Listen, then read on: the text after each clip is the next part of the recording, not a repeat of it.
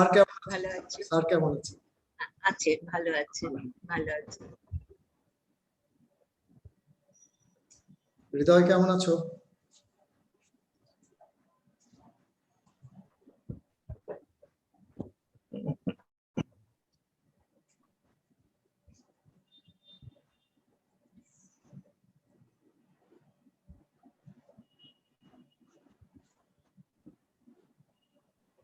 The poster is visible, right?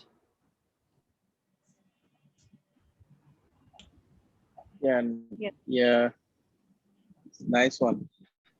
Thank you, sir. Dear participants, just we are waiting to go Facebook and YouTube live. Just it will take within, I think, 1 minute, and then we will start. Thank you very much.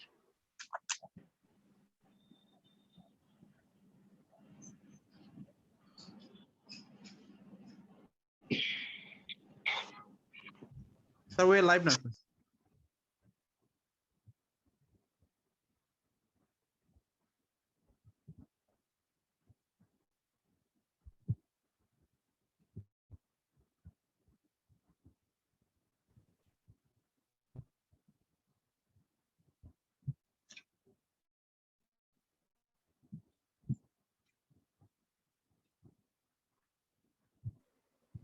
Dr. Tania, over to you.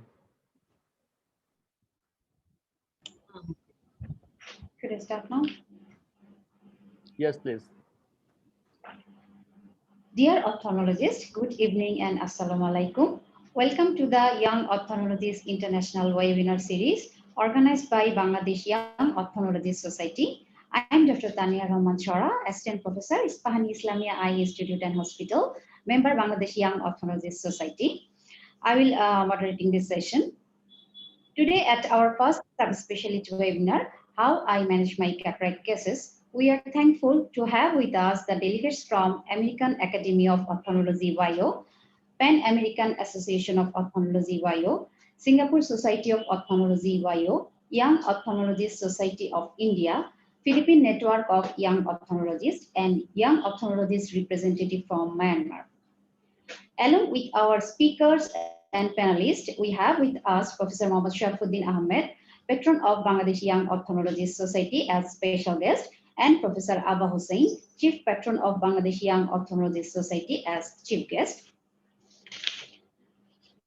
First, I would like to invite our special guest, Professor Mohammad Sharafuddin Ahmed sir, Vice Chancellor, Bangabandhu Sheikh Mujib Medical University, President, Ophthalmological Society of Bangladesh, patron Bangladesh Young Ophthalmologists Society, for his valuable speech. Sir.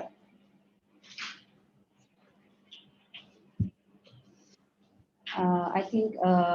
Sir, Yes, he's busy with another meeting. I think he will join us later on. Madam, better to start this. Yes, he has joined. Yeah, he has joined, Okay. but I think there is a problem in the internet connection. Just we can. Yes, we are waiting for sir. Within few minutes, we hope sir will join with us.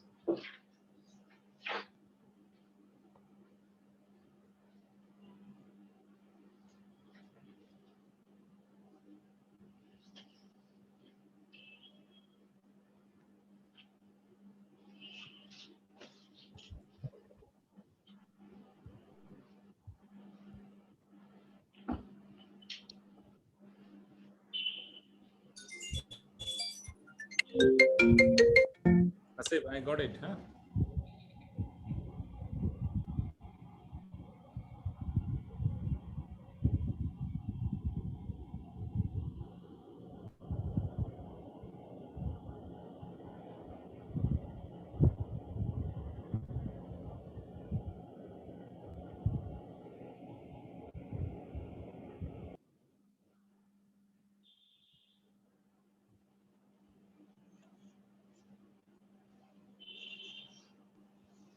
I think there is some network problem for our special guest. So meanwhile, this time.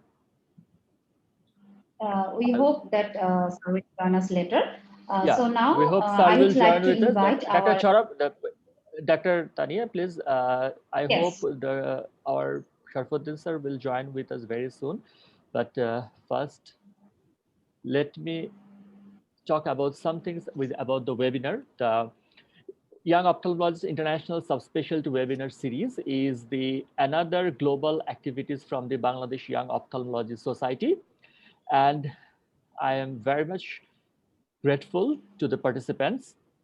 So this is the time to show some gratitude from Bangladesh Young Ophthalmology Society to some of our seniors and friends for their constant support for Bangladesh Young Ophthalmology Society from its very establishment. Bangladesh Young Ophthalmology Society is very much grateful to American Academy of Ophthalmology Young Ophthalmologist chapter. Dr. Simon Fang, he is the chair of the international subcommittee, and he is very responsive to us from the very beginning. Dr. Ania, she wrote writing in the American Academy Bioinfo about BIOS, and Dr. Ashley is with us today. Thank you. And we are grateful to the European Society of Ophthalmology Young Ophthalmologist chapter, Dr. Marie, the first chair. She was very responsive, and Dr. Lana, the newsletter editor, she accepted an article the last January 2021 newsletter. And the most important, Asia Pacific Academy of Ophthalmology Young Ophthalmologist Committee. We are grateful to Dr. Simon Fang, he is the chair. And I must say one name, Dr. Marcus Ang, who took the initiative to create the Asia Pacific Academy of Ophthalmology Young Ophthalmologist Forum. We must thank you them. And from the Pan American Academy of Ophthalmology Young Ophthalmologist chapter, Dr. Camila, she is super supportive to us, and she is now the co-chair of PAO Young Ophthalmologist chapter. And then the two names, Dr. Devakant Mishra and Dr. Ong Chi Wai from India and Singapore. They were with us from the very beginning of the Bangladesh Young Ophthalmologist Society, and how we build and the structure of the society, they helped us very much. And Dr. Devakant was with us in the every steps of BIOS. And I must say the three names, my friend, Dr. Chetan Lepko, Dr. Danson, Dr. May, they are from Philippines, Denmark, and Myanmar. We are working together, and hopefully we will be working together. And BIOS gave the special thanks to Professor Namrata Sharma. She is the Honorary Secretary of All India Ophthalmological Society, and Dr. Eli Pradhan Ranjitkar. She is the Sark Academy of Ophthalmology Scientific Chair. I must say, Dr. Namrata Sharma, even her birthday in the last year, at that time, she gave us 3 hours of time at our webinar. Thank you, madam. So Bangladesh Young Ophthalmology Society gave the special thanks to them. And we have also with some proud moment for us, our patron, Professor Dr. Muhammad Sharfuddin Ahmed sir. He is also the president of Ophthalmological Society of Bangladesh. And he became the vice chancellor of the Bangabandhu Sheikh Mujib Medical University, the highest medical institute of Bangladesh. This is a very proud moment for us, and congratulations to sir. And what I say, the teacher of our teachers, the pillar of Bangladesh Young Ophthalmology Society, Professor Abha Hussain Madam, the chief patron. She became one of the most influential female figure at the Ophthalmologist Power List 2021. Congratulations, madam. And Thank she you. is the next president of Asia Pacific Academy of Ophthalmology. And when we see the name of Bangladesh globally, she is the global representative in ophthalmology from Bangladesh. Congratulations, madam. With your support and with your help, with your guidance, Bangladesh Young Ophthalmology Society will go further. And Bangladesh Young Ophthalmology Society wish all of you congratulations and the heartfelt thanks.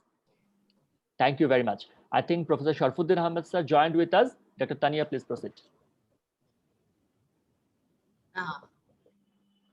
Thank you. Now I would like to invite our special guest, Professor Muhammad Sharfuddin Ahmed sir, Vice Chancellor, Bangabandhu Sheikh Mujib Medical University, President, Ophthalmological Society of Bangladesh, Patron, Bangladesh Young Ophthalmologist Society, for his valuable speech.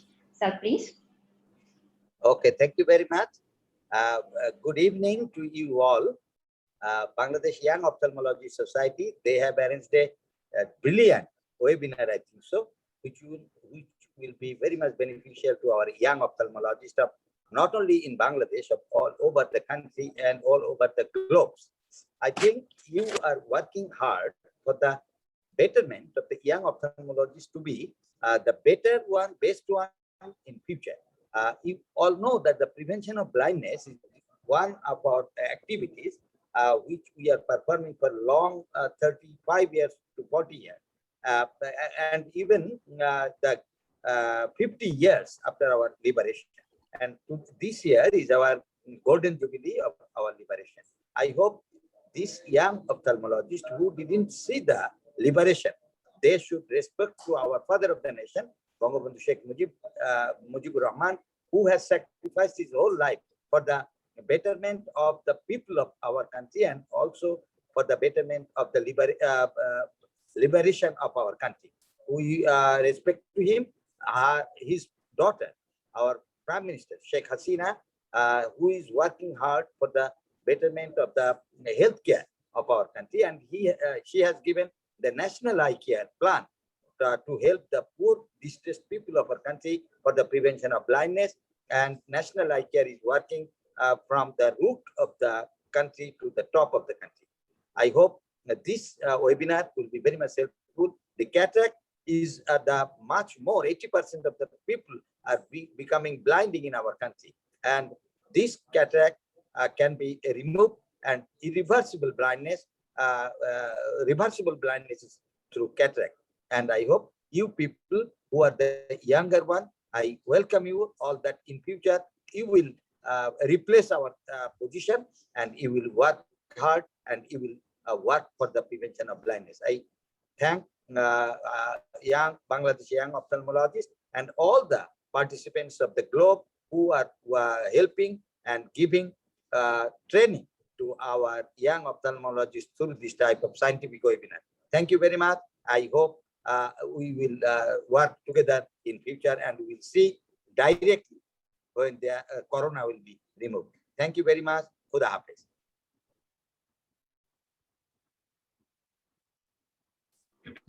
Dr. Tania, please unmute yourself. Now I would like to invite our chief guest, Professor Abha Hussain, Madam. Okay, I'm in a meeting. I'm leaving now. Thank you. Okay. Thank you, sir. Thank you for joining, sir. Okay. Professor Abha Hussain, Madam, Advisor Yes. Ophthalmology Society of Bangladesh, Chief Patron Bangladesh Ophthalmologists Society, for her valuable speech. Madam, please. Thank you so much. I'm really so happy today to be here with you. Good evening. And I will not speak now as because I like to hear from you the wonderful webinar that is arranged by our young ophthalmologists, Bangladeshi young ophthalmologists. So after that, after completing the webinar, I would like to comment all of your presentation. Hope that all learned speaker and all the learned panelists will make this webinar a grand success. Thank you all. Let us start the webinar. Thank you. Thank you, Madam. So, dear ophthalmologists, let's start the talk. How young ophthalmologists are managing their cataract cases. Our first speaker is Dr. Paulo Nico Rogelio from Philippine, Consultant Cataract Service, Philippine General Hospital, and delegate from Philippine Network of Young Ophthalmologists. His topic is cataract with narrow angle glaucoma. So, Dr. Paulo Nico, please. Thank you for your introduction. Thank you for this invitation. I'm just going to share my screen.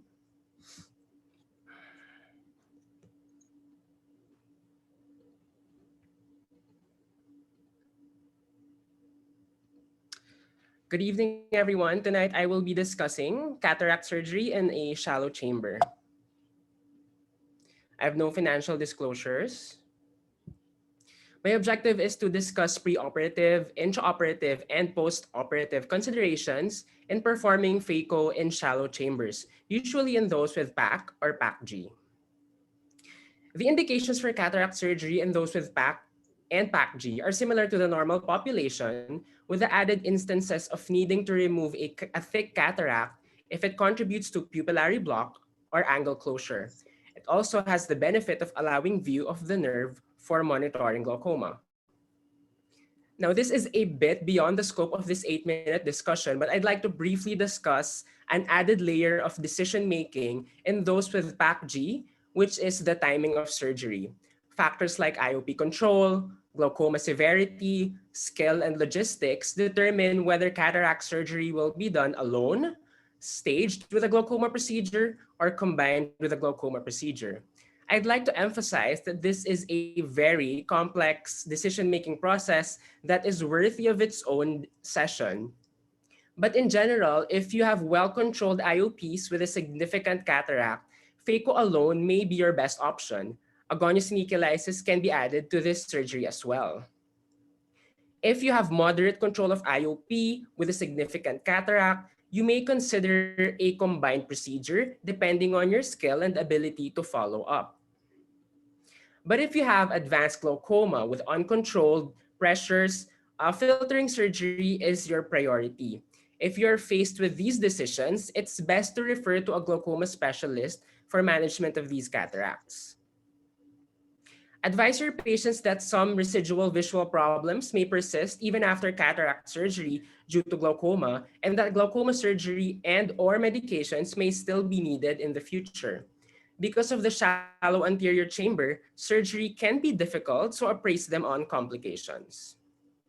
Arm yourself with the necessary tools that you may need for the surgery, including iris hooks, OVDs, cohesive to maintain the anterior chamber and dilate the pupil, dispersive to protect the cornea, and the proper IOL. Avoid multifocal IOLs for those with glaucoma since this can result in poor contrast vision. As for adjustment in phaco settings, poor iris tone can result in floppy iris, so decreasing your flow is helpful to prevent iris prolapse or incarceration. Do not use unnecessarily high bottle height that may acutely raise IOP and damage the nerve. Let's now go through a video showing some of my techniques in phaco with a shallow anterior chamber. So this video is recorded with a voiceover. Pre-op, control the IOP medically and dilate the patient 30 minutes to 1 hour prior. If dilation is poor, consider using iris hooks or a Malugin ring. Fashion a long track for your incisions to minimize leaks and prevent iris prolapse. You may inject intracameral epinephrine to improve dilation and consider putting it into your infusion as well. Capsulorhexis in a shallow anterior chamber can be very challenging, so visualization of the capsule by staining with trypon blue is very helpful. To achieve a successful circular continuous capsulorhexis, you want the lens to be as flat as possible, so you inject a heavy, cohesive viscoelastic to achieve this. The use of the viscoelastic also aids in the dilation of your pupil. In patients with PAC or PAC-G, the iris can be very floppy, so to decrease the risk of iris prolapse, fashion a long tunnel for your main slot. I fashion a 2 to 3 plane incision and sometimes use a Wong incision. In patients with shallow anterior chambers, the lens surface can be very convex, so consider starting with a small rhexis before enlarging as you go.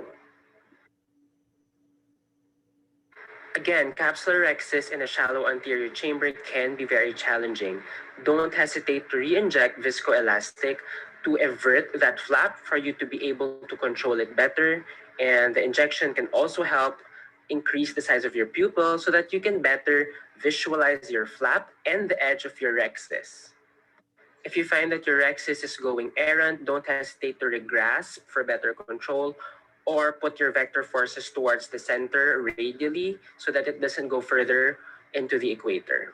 Completion of a continuous capsulorhexis is very important, so even in this instance where the flap is exiting the slot, I still persisted in making it a continuous rhexis instead of just cutting that flap. In shallow chambers with limited space, lens rotation can be quite difficult, so you want to do hydrodissection and hydrodelineation to mobilize the lens. Notice here how the iris is prolapsing during my hydrodissection. That's probably due to the iris's poor tone.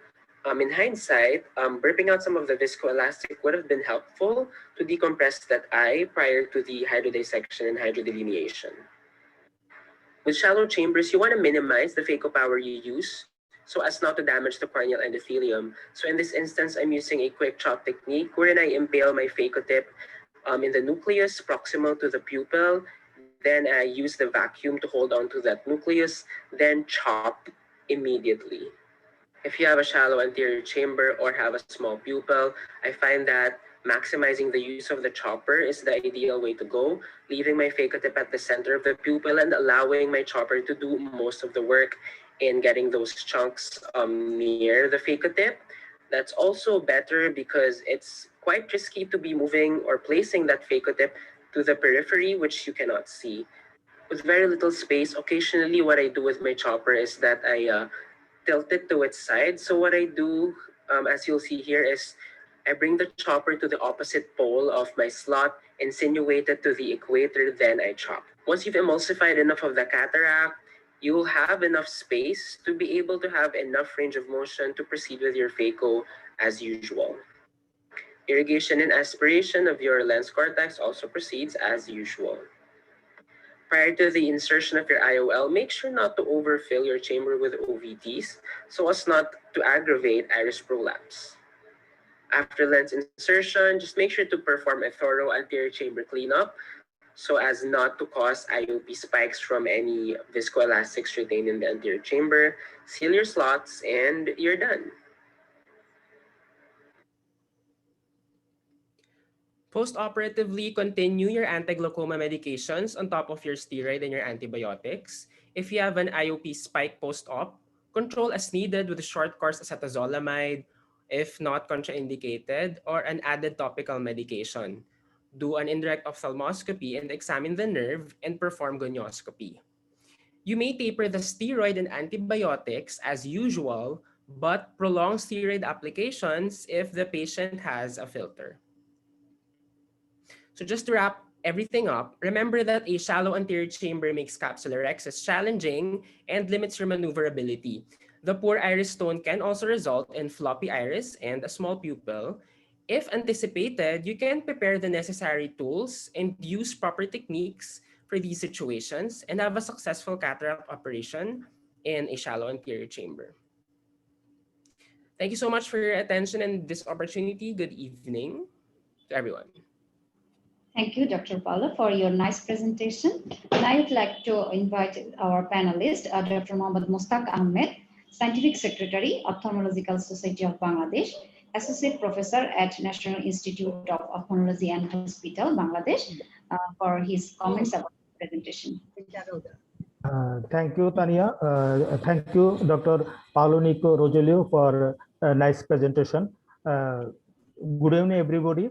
In case of cataract with the shallow anterior chamber, it is very important is hardness of the lens and anterior chamber, depth of the anterior chamber, and intraocular pressure measurement is very much important for proper phacoemulsification. Another one, this if intraocular pressure is more, it should be decreased by using mannitol or other anti-glaucoma drug before starting surgery.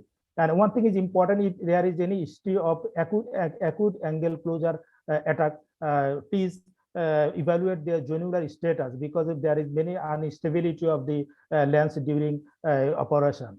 Pupil dilatation is important. If pupil is not adequately dilated, it is better to keep in your hand iris hook or other pupil expander.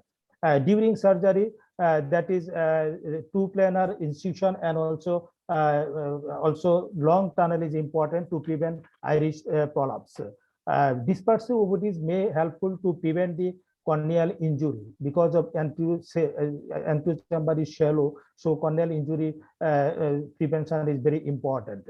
Then another one is to use the low parameters if it is grade 2 or 3 cataract. In case of hard cataract, it is better to use stop and chop writing because of shallow anterior chamber. In that case, chopping is very difficult due to a shallow anterior chamber.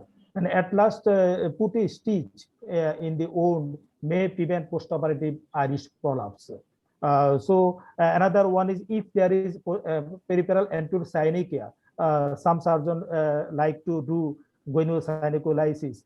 It may causes pigment dispersion or bleeding, so better not to do goniosynecholysis to help to prevent postoperative intraocular pressure rise. So thank you all. Stay safe. Thank you. Thank you, sir, for your nice comments. Now I would like to invite our next speaker, Dr. Emilio Ladaves from Argentina. He is a cataract and anterior segment surgeon. Delegates from Pan American Association of Ophthalmology, YO, from Sentinel Provincial Hospital, National University of Rosario, Argentina. And his topics is cataract with small pupil management. So, Dr. Emilio.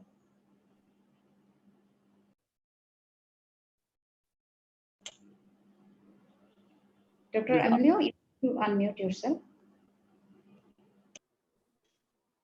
Can you see the screen? Yes, it's visible. It's okay? Okay. Yes. Thank you for the invitation. And I will speak about small pupil management.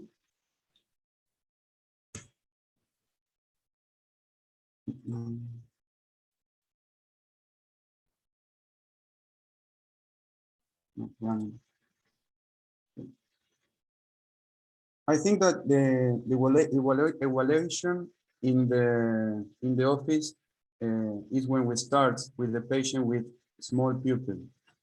We want to know why it has a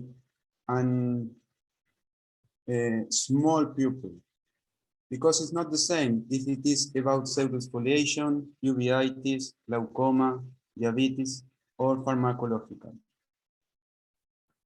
For example, it's not the same if a small pupil is because of pseudoexfoliation or it's because of floppy iris syndrome. We know that the floppy iris syndrome is because of the use of, for example, tamsulosin, that is very common in adult patients.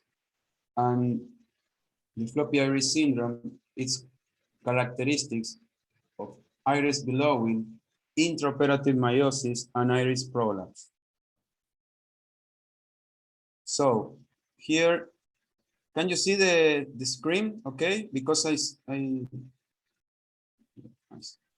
so yes. where I work in the pre-op, we use for these patients tropicamide phenylephrine every 15 minutes, 2 hours before the surgery, and cyclopentolate 30 minutes if we suspect a floppy iris syndrome. This is because studies demonstrate that if we start 1 or 2 days before with dilatators, it's not, the pupils get like tired. That's because we only start 2 hours before. And we do not use NSAIDs because the studies demonstrate that if you use epinephrine in the infusion, it is enough.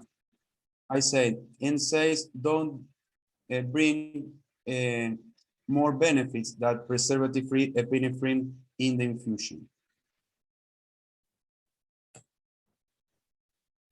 If we have a bad visualization, it is the most common cause of complications during the surgery.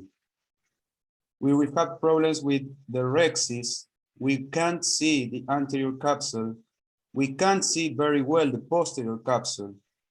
The cataract extractions becomes difficult, and when we insert the yolk, we can't see if in bag or not,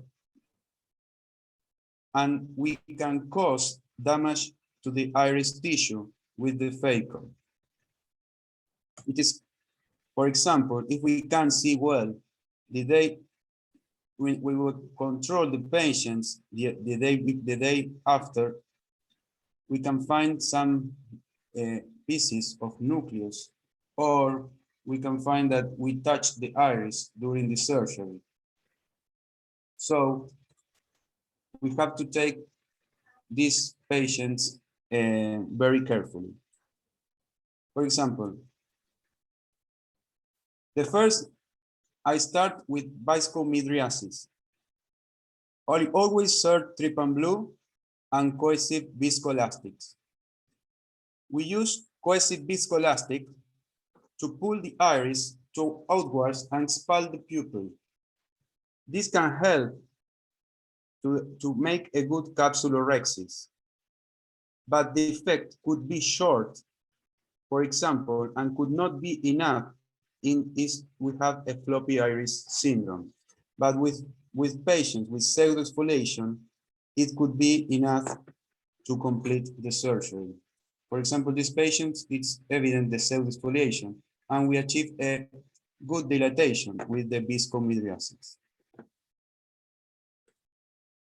In some patients, for example, this one, I try to make viscomydriasis, but it's not enough.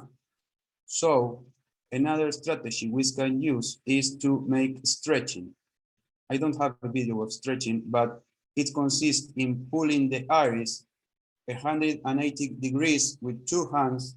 I always use Kuglen and 2 Kuglens, so you can expand the pupil. We slowly push apart until the angle is reached, creating like a cat's eye configuration, like you see in this photo. This could be another strategy, but or it's also could not be enough if we have a floppy iris syndrome. Another strategy could be using rings. There are a lot of different models of rings. I only have access to the Malyushin rings. The benefits of the rings is that you not have to make other incisions. You can insert it in the main port, and it's more tissue friendly than iris hooks because you make a round pupil instead of a square pupil that you make with the hooks. But I feel more comfortable with hooks because during my residency, I didn't have access to Malyushin ring. So I learned with iris hook and I feel very comfortable.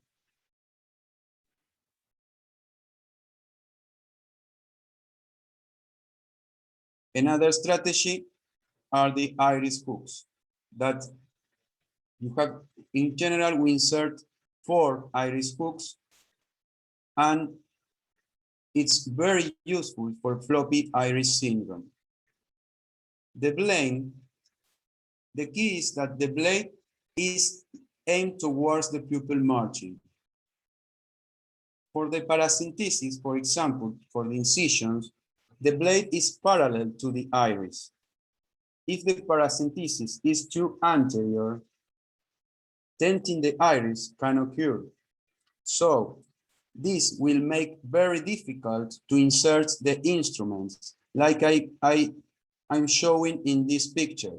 This is also a patient of mine that I make too anterior the paracentesis to insert the iris hooks. So then when I start trying to enter with the second hand or with the phaco, see how I can't get into the eye because without touching the iris. So this could be a complication. In the video, I inserted correctly to make the surgery. So this is a key to remember, that to make the blade is aimed towards the pupil margin and no parallel the iris. During phaco, the key is to stay in the central position. Try to not go to look for cataract fragments in peripheral, and try to do minimal movements. This is not a very, very small pupil, but it's becoming small during the surgery. So the key is to trying to stay in the center with minimal movements, like I show in this video.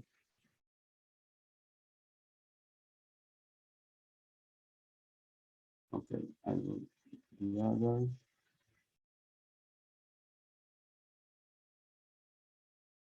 And for finishing, during phaco, for example, in this case, I stay in the center with minimal movement, as I say.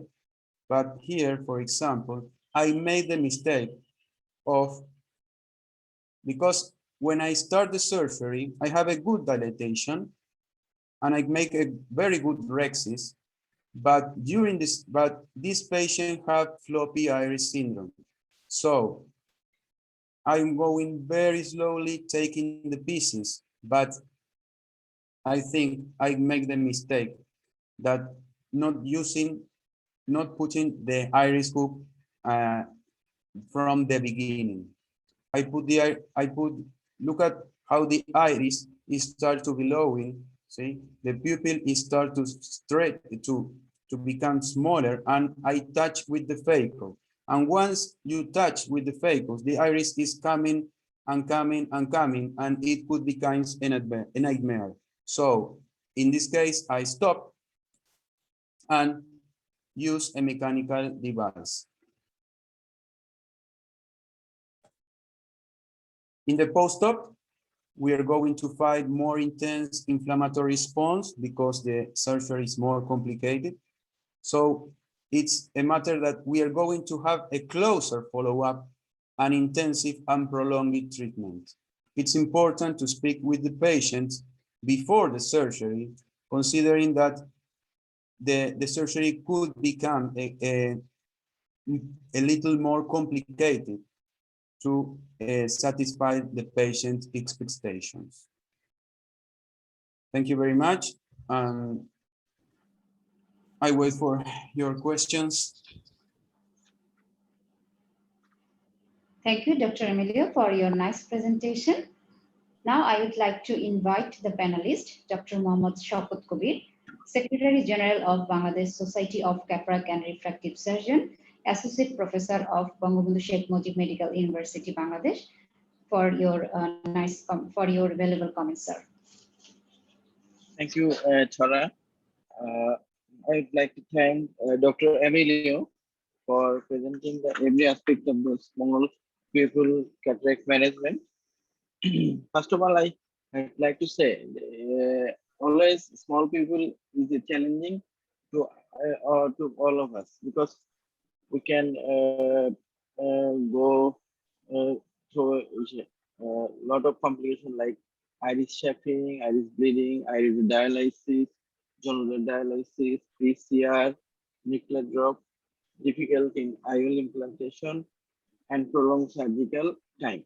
So we should always check the patient history about the medication, and also we can use the preoperative atropine and NSAID.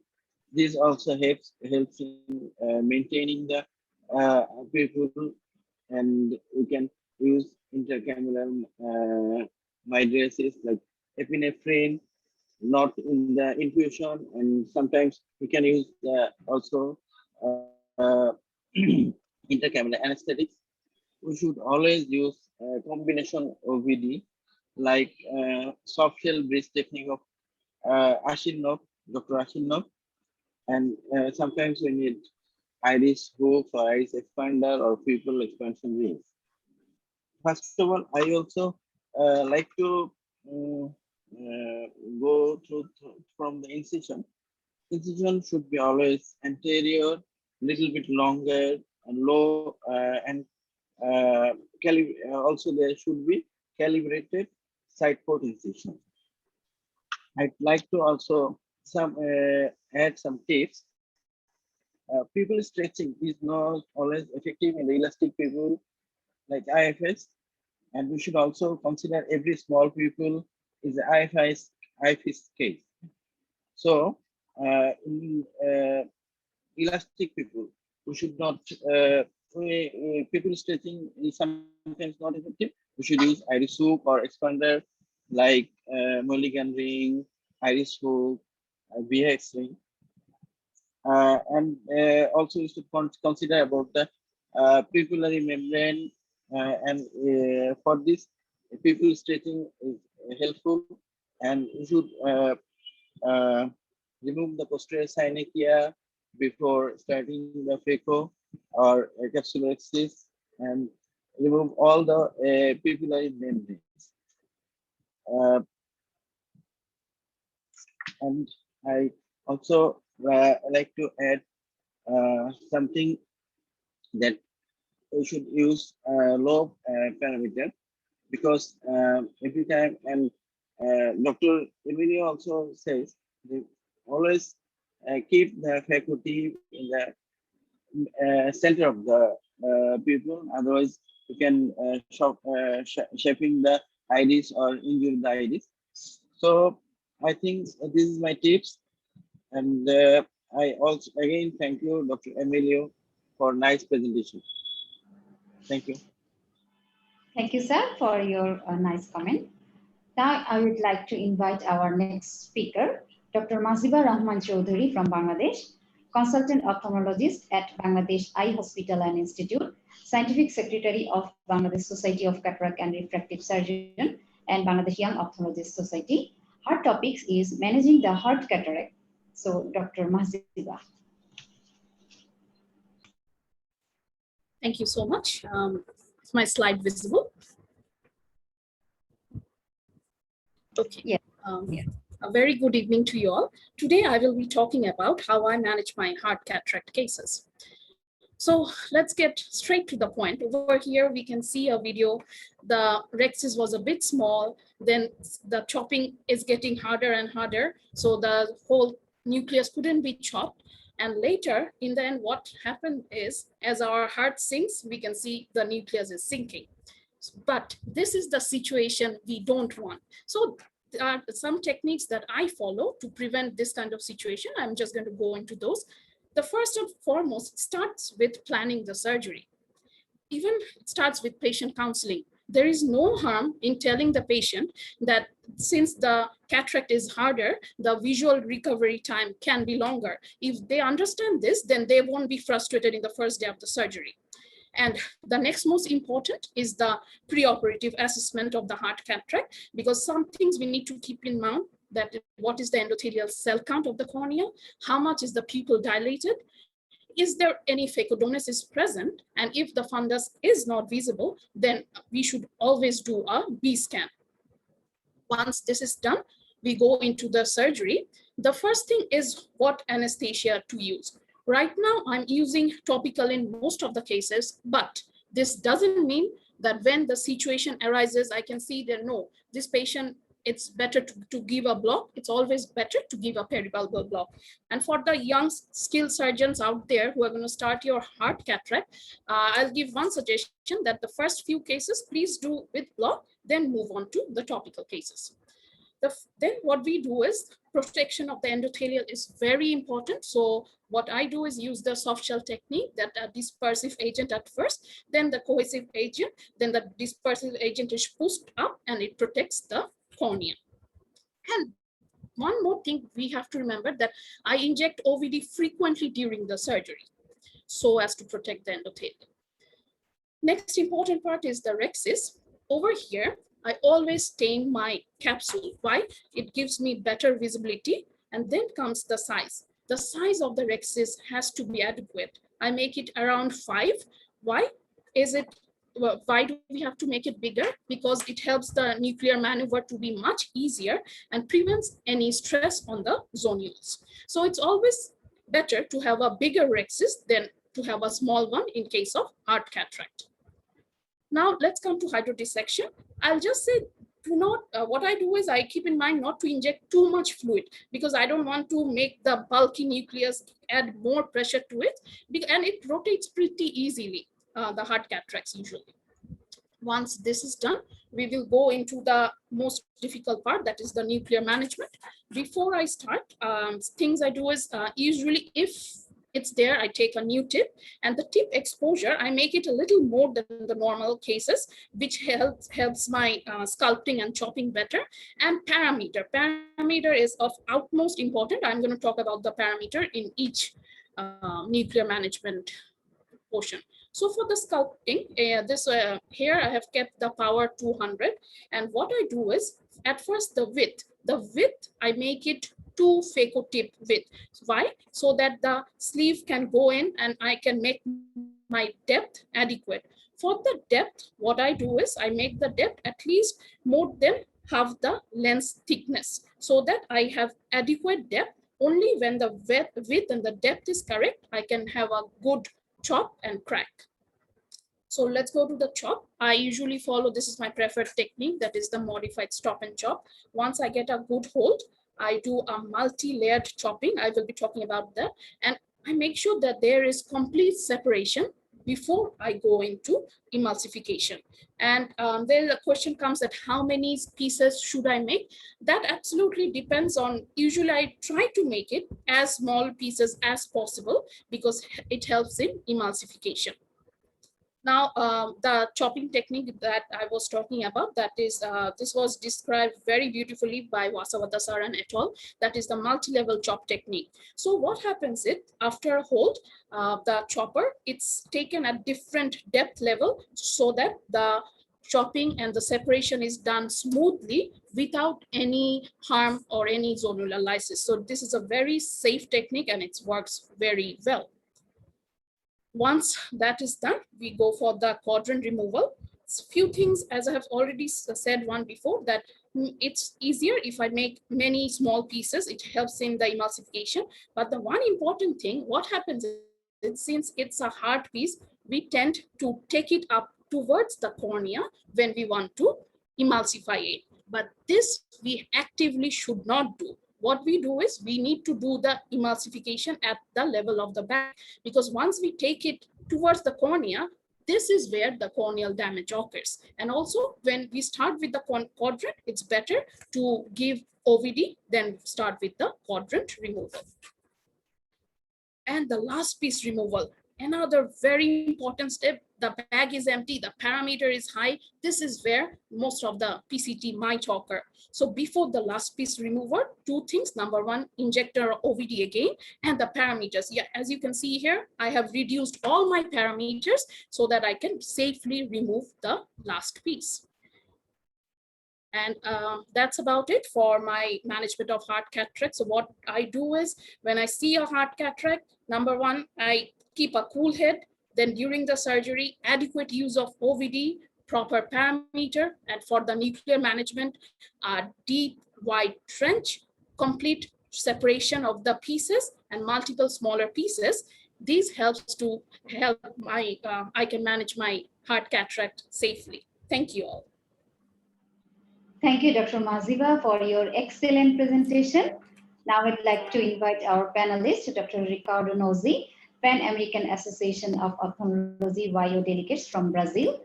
He is a cornea and external disease specialist by UNIFESP EMP, Sao Paulo, Brazil. Dr. Ricardo. Thank you. Congratulations, Dr. Maziba. The presentation was excellent. I think you passed by the most important topics in preparing for a very hard cataract surgery. So just a few comments, because your presentation was excellent. I like, especially when the nucleus are very hard, I like to use preoperatively intravenous mannitol. So it assists, especially in these cases, for you to don't have a very strong posterior pressure. It's important as well to evaluate the corneal endothelium.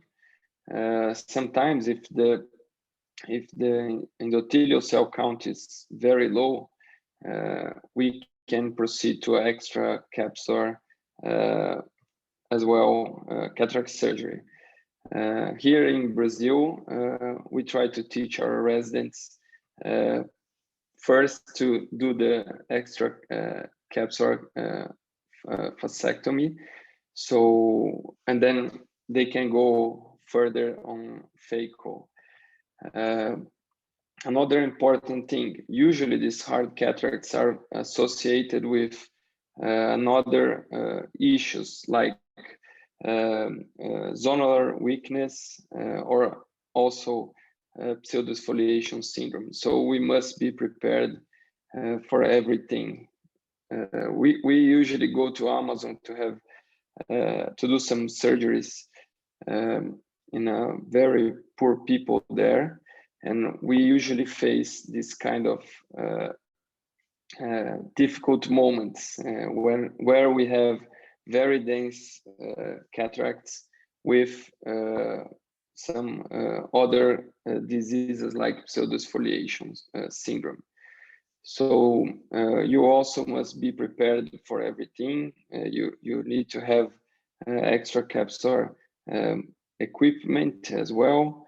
I saw that you use Infinity and Centurion. One tip I can give to you guys is we usually do 2.2 or 2.4 incision. In these cases of hard cataract, we go by 2.75 incision with a larger mouth of the tip. Is better to aspirate the nucleus because as you shown, the cataract is very dense. So, and also the IOL implantation, sometimes it's better to have a 3-piece IOL. Sometimes you need to, you have a posterior capsule rupture, and you can use, you can put in the sulcus as well. So you must also have a backup IOL, like the 3-piece IOL. So I think that this is just to complement. You did a very good job in your presentation. Always remember to have also the correct viscoelastic. I also do soft shell technique in these cases. This is very important to protect the endothelium, because you remove the cataract and you don't want to have a cornea problem after the surgery. So congratulations, and I would like to thank you guys from Bangladesh again for the invitation. It's a pleasure to be here, and congratulations in this very nice young ophthalmology session. Thank you, sir, for your nice comment. Now I would like to invite our next speaker, Dr. Ashraful Haq from Bangladesh, consultant ophthalmologist at Bangladesh Eye Hospital and Institute, president of Bangladesh Young Ophthalmologists Society, and Bangladesh representative at Asia Pacific Academy of Ophthalmology, YO, also official secretary of Bangladesh Society of Cataract and Refractive Surgeons. His topic is management of posterior polar cataract. Dr. Ashraful Haq. Thank you very much, Dr. Chora. Am I audible and visible? Yes, you are. Thank you. So, how I manage my posterior polar cataract? The high chance of intraoperative posterior capsule rent makes the phaco surgery with posterior polar cataract more challenging. So, we need to be very careful when we get any case like posterior polar cataract. And the proper preoperative evaluation is needed to get a clear idea about the cataract status. So we need to evaluate before proceed to the surgery. Is it a true polar cataract? Is it a polar trait? Or is there any pre-existing capsular defect present there? So before surgery, though I do the private practice and I need to give more chair time for these kinds of patient, I need to inform them that the surgery might need a little longer time. There may need the second surgery. There might need the laser treatment after the surgery if we cannot remove the adherent plaque perioperatively. Does need more time for visual recovery. So patient need to inform about the procedure of the surgery and my preparation before proceeding to the posterior polar cataract. I always keep my vitrectomy ready. I told my assistant to keep the vitrectomy ready. And though I have the facility to practice with all the subspecialties, I inform my VR colleague, I might need your help. So this gives me the good opportunity, and always I keep ready the 3-piece IOL, that is a multi-piece IOL ready with the patient choosable IOL. So my perioperative management, the first is the rhexis. The rhexis should be central and adequate in size. It's approximately 5 to 5.5 millimeter wide. Why? If I have any posterior capsular tear, I need to put the sulcus IOL with optic capture. So I need my rex is to be adequate. We will do the hydrodelineation. Fluid will pass in between the epinucleus and endonucleus. After complete hydrodelineation, we can see the golden ring. For the young surgeon, remember, never do hydrodissection. Here we can see the hydrodissection occur, and it ended up with the posterior capsular tear. So avoid it. And I follow the inside-out delineation. It is described by the mentor of our mentors, Dr. Abhay Vasavada sir. Here, after a central trench, the delineation is done from inside through the wall of the groove. It provides a precise epinucleus bowl and acts as a mechanical cushion for the capsule.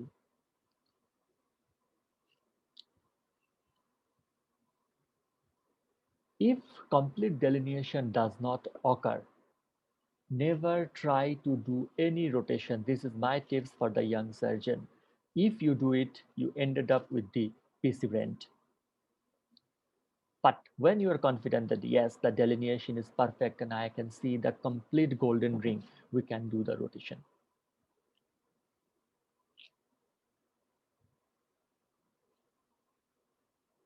And manage the nucleus. And in case of only posterior polar cataract, after delineation, I emulsify the central nucleus and make a bowl. Then aspirate the epinuclear layer from the periphery first, then the central at the end of the procedure. It is advisable to keep the phaco parameter low in every steps of doing the posterior polar cataract.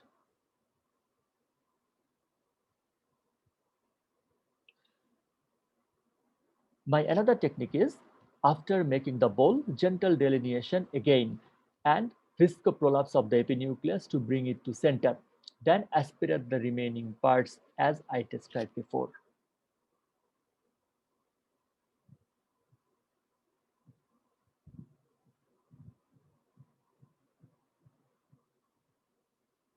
And in case of posterior polar cataract with nuclear sclerosis, after inside-out delineation, we need to make sure that endonucleus is completely separated by seeing the golden ring. Then I proceed with stop and chop. I do the many small pieces of the endonucleus and I emulsify it. And keep in mind that not to touch or manipulate the central posterior part because this is the weakest part.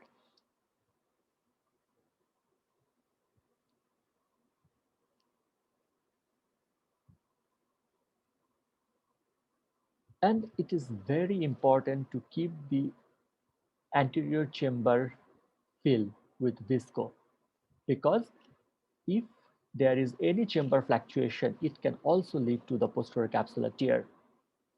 And while injecting the IOL, we need to inflate the bag with the visco and gentle IOL delivery should be done so it does not hit the posterior capsule.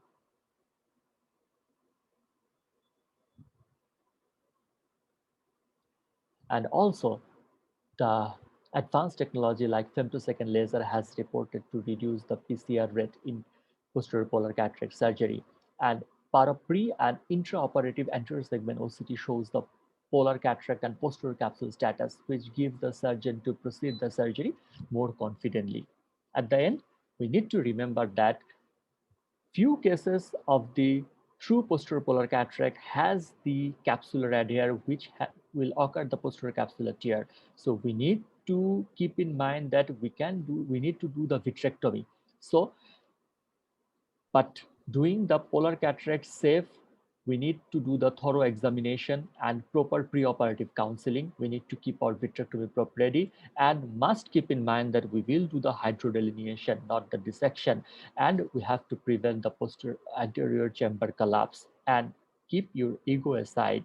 Never hesitate to take help from the VR colleague because the postoperative deservation matter. How I manage the cataract is more important that how my patient get the vision. So postoperative desert vision makes the patient happy as well as the surgeon.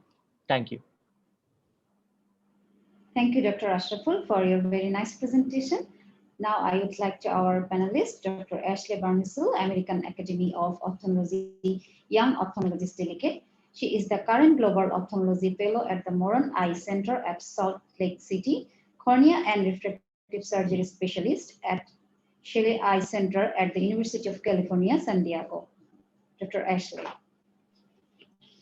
Hello, and thank you for having me here today. So that was a great presentation, and there's not a whole lot of points to make as they already were made, but I'll go over a few things just to emphasize more than anything. The discussion of the 5 to 5.5 millimeter capsulorhexis is very important, not only because you want to have it large enough to get the nucleus out easily without causing a lot of trauma, but also you don't want it much larger than that either, just in case you do have to put in a 3-piece IOL into the sulcus. You want to be able to optic capture it easily. And then the other thing to keep in mind is that these patients might be younger, which means that oftentimes, and the few that I've done actually have been able to remove a lot of the nucleus with just irrigation and aspiration bimanually. So it's just something, when you're testing the density of the cataract, something you can consider. Again, for the points that were made, that you want to maintain the stability of the anterior chamber as much as possible. So don't hesitate to use that irrigation, the bimanual irrigation and aspiration. If it is a dense cataract and you do need to chop, just remember to go slowly, again, as atraumatically as possible, slow groove without seeing any nucleus movement. So we always just say high power, slow hand is kind of, you don't want to see that nucleus moving at all. That's just going to cause trauma to that possible posterior portion that's incomplete. Let's see. Otherwise, let's see if there's any other points I wanted to make. I think, so if you do have a remaining fibrotic plaque at the end and it seems like it's adherent, as we already discussed, there's always you can always do a capsulotomy. However, again, to maintain a stable anterior chamber, you can fill it with visco, and if you have a pair of micro utradas, and there's a piece that you can grab on that posterior capsule, I've been a few times been able to peel that off successfully. Again, you want to, it kind of depends on if you have the backup that you need, a VR surgeon. If you feel like it's just too dense, obviously just go with the capsulotomy. But if you feel like it's just starting to become a hard plaque, you might be able to just peel it off with, again, those micro utradas. And those were the main points. Excellent presentation. And again, thanks for having me. Thank you, ma'am, for your nice comment. Now I'd like to invite our next speaker, Dr. Julia from Singapore, consultant at Singapore National Eye Center, assistant professor at Duke National University of Singapore, Singapore Society of Ophthalmology YO chapter delegates, and her topics is iris fixation IOL. So Dr. Julie. Hi, thank you so much for having me. Let me just.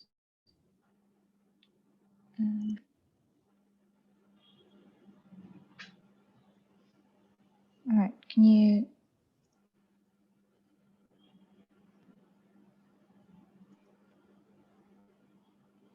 Oh, sorry. Hang on, is my screen being shared? Yeah, okay, thanks. Yeah, so today I'm just going to present my experience with iris fixed intraocular lenses. It's a secondary fixed IOL. Of course, there are going to be pros and cons with it. At the moment, that's what I'm doing, iris fixed, because my scleral fixed IOLs still haven't done enough to really compare the two. So right now I'm quite comfortable doing this. So I'll just get straight into it. So this is a patient who was referred to me, let me pause it for a little while, referred to me after a patient had a complicated cataract surgery, had a dropped nucleus, they did a vitrectomy and then left the patient aphakic. There was no capsular support. So they'd also done a peripheral iridectomy for the patient intraoperatively. What I usually do is do a side port incision and then make a main wound at the side. So I'm sitting superiorly. And then injection of a 3-piece intraocular lens with placement of the haptics in sulcus and the optics above the iris plane. I use a lens holding forceps to grasp right in the center of the lens and then use a Kelman to put the trailing haptic in behind the iris. It can be a little bit tricky sometimes. It can get stuck in the anterior chamber as well. And I've had some trouble before, it gets a little bit bent as well. Then place it as central as I possibly can and inject some viscoelastic as well to protect the endothelium. Sometimes the eye gets a little bit soft, so inject a little bit more BSS posteriorly. And then using a CIF tenoproline needle curved, using the modified mechanical type iris fixation technique, I then pass through needle through the clear cornea and the iris underneath the haptic and out through a clear corneal incision. Then I make a paracentesis with a side port blade and using a Kugeln hook. Sorry, I think the video is a little bit fast. Using a Kugeln hook, I pull out both of these sutures, both ends of the sutures, and tie it using a 3-1-1 technique. And then I do it a second time. I know a lot of people do it, just do one suture superiorly and inferiorly, but I find it more secure doing 2 sutures on each end as well. Again, using the Kugeln to externalize the ends of the suture and tying it 3-1-1 again. Again, sometimes it can get a little bit soft. So again, put in some BSS posteriorly and just make sure it's a little bit more firm because it can be a bit difficult to do the sutures. And then make sure I centralize the IOL. It can tip a little bit and making sure that that incision is quite vertical when the one that I pull the sutures out of. Again, I apologize. I think I made the video a little bit quick. And try and make it as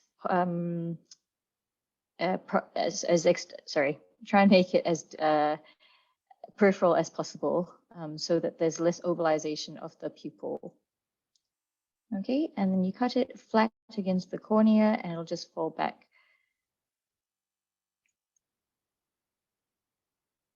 So once that's done, it's quite easy to just tuck the optic behind the iris. And sometimes if it's a little bit tight, use the Sinski to pull on the iris and then again push it. Try not to push the lens too much. And at the end, I don't even have to suture. I just hydrate the wounds and that's that.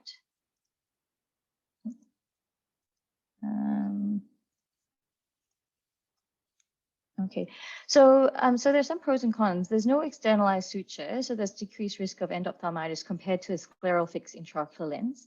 There's no disturbance of the conjunctiva, and often these patients will have a secondary glaucoma, and being a glaucoma surgeon, I really want to try and ensure that the conjunctiva is not disturbed, because a lot of these patients, well, maybe about 20% may require glaucoma filtration surgery or even a glaucoma drainage implant.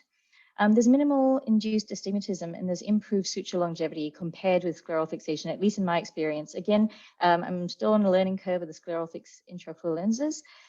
So, when I've had more, I can maybe compare my results as well.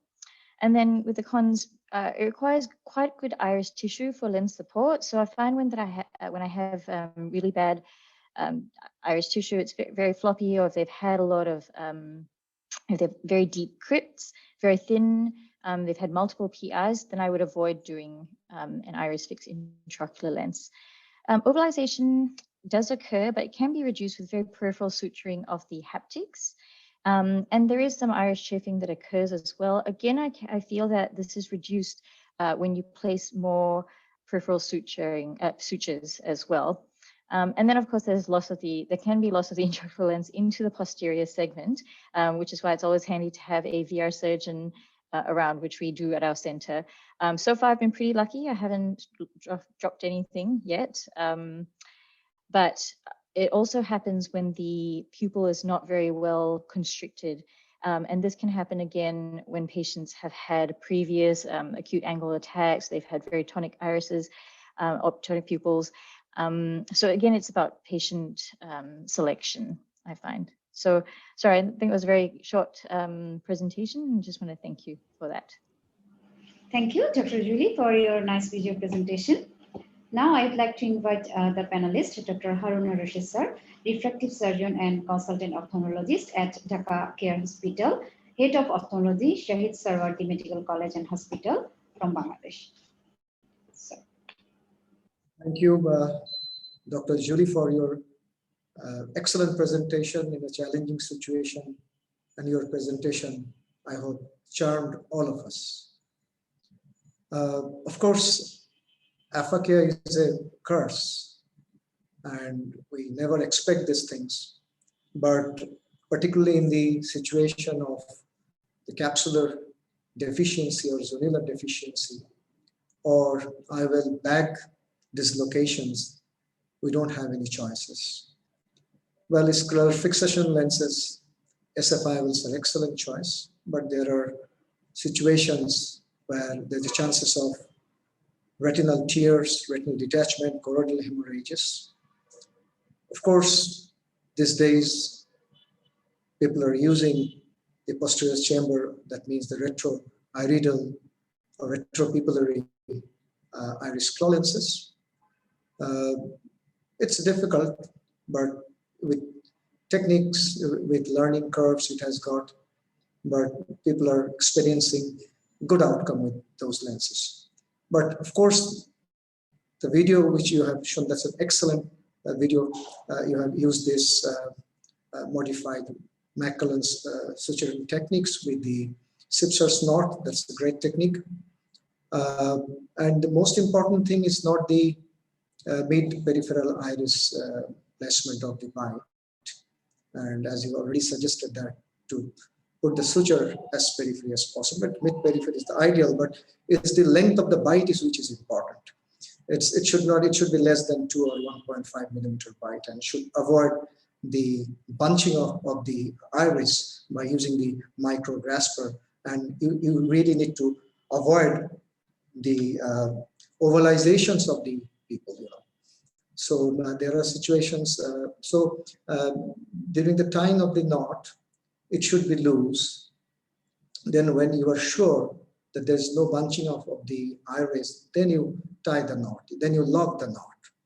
So by doing that, I think we can ensure a round oval pupil, which you have really ensured. Thank you, Julie. Thank you. Thanks to the Bangladesh Young Ophthalmologists Society for giving me the opportunity for discussing with this great technique. Thank you very much. Thank you, sir. Thank you very much. Now, I'd like to invite our next speaker, Dr. Arti Heda from India, consultant and anterior segment surgeon at KKI Institute, Pune, India, Young Ophthalmologists Society of India delegates, and her topic is managing a subluxated cataract. So, Dr. Arti. So, good evening, Bangladesh Young Ophthalmological Society. Thank you for the kind invitation. So, I'm going to discuss on managing a subluxated cataract. The surgical management of subluxated cataract presents the ophthalmic surgeon with numerous challenges and options. From the clinical evaluation to the surgical approach, these patients require additional methodologies, techniques, devices to ensure the best possible outcome. So the subluxation may occur congenitally or as a part of developmental anomaly. Pseudoexfoliation is probably the most common cause of adult onset zonular dehiscence. Proper evaluation of patient history, including family history, relevant trauma history, and history of onset with vision-related symptoms, is the first step in clinical evaluation of these patients. Phacodonosis, an important sign of subluxation, is best evaluated in undilated or fully dilated pupils. The ophthalmic examination should be comprehensive and assess both anterior and the posterior segments. So the degree of lens subluxation can be classified into 3 broad groups: minimal to mild lens subluxation, in which the lens edge uncovers 0 to 25% of the dilated pupil; moderate lens subluxation, in which the lens edge uncovers 25 to 50% of the dilated pupil; and severe lens subluxation, in which the lens edge uncovers greater than 50% of the pupil. Now, coming to the zonular status, the zonular fibers may be stretched or absent, and the evaluation of the subluxated lens edge to determine whether it is round or flattened may indicate the status of the remaining fibers. So generally, if the lens edge is flat, as in this picture, the remaining zonular fibers should be fairly healthy and strong. If the edge of the lens remains very round in an area of absent or stretched zonular fibers, it's often a sign that the adjacent intact fibers may not be sufficiently strong. So the already difficult situation of lens subluxation may become more challenging in the presence of hard cataract, rigid pupil, an iris coloboma, vitreous in anterior chamber, anterior subluxation of lens with a shallow AC, or very deep anterior chamber as in cases of myopia. So coming to the surgical planning, as in any other case, counseling is very important. So in these cases, local anesthesia is preferable over topical anesthesia. Preoperative intravenous mannitol can reduce the vitreous associated complications during the surgery. So let me discuss the 5 pearls which I follow. So coming to the incision, the dictum in eyes with lens subluxation is that the main incision should not lie directly over the area of zonulopathy whenever possible. The paracentesis wound for a second instrument should be more corneal to prevent the injury to the rexus margin, which tends to be slightly anteriorly tented after fixation of the iris hooks. Coming to the capsular rexus, the rexus is most challenging step. Making the first puncture is difficult due to lack of zonular countertraction. Staining of the capsule with trypan blue dye can aid in this situation, as the dye reduces the elasticity of the capsule and makes penetration of the capsule easier. Beside the blue staining aids in visualization as well. The first capsular puncture can be made with a standard cystitome or a straight 25 gauge needle. Initiate the rexus in the direction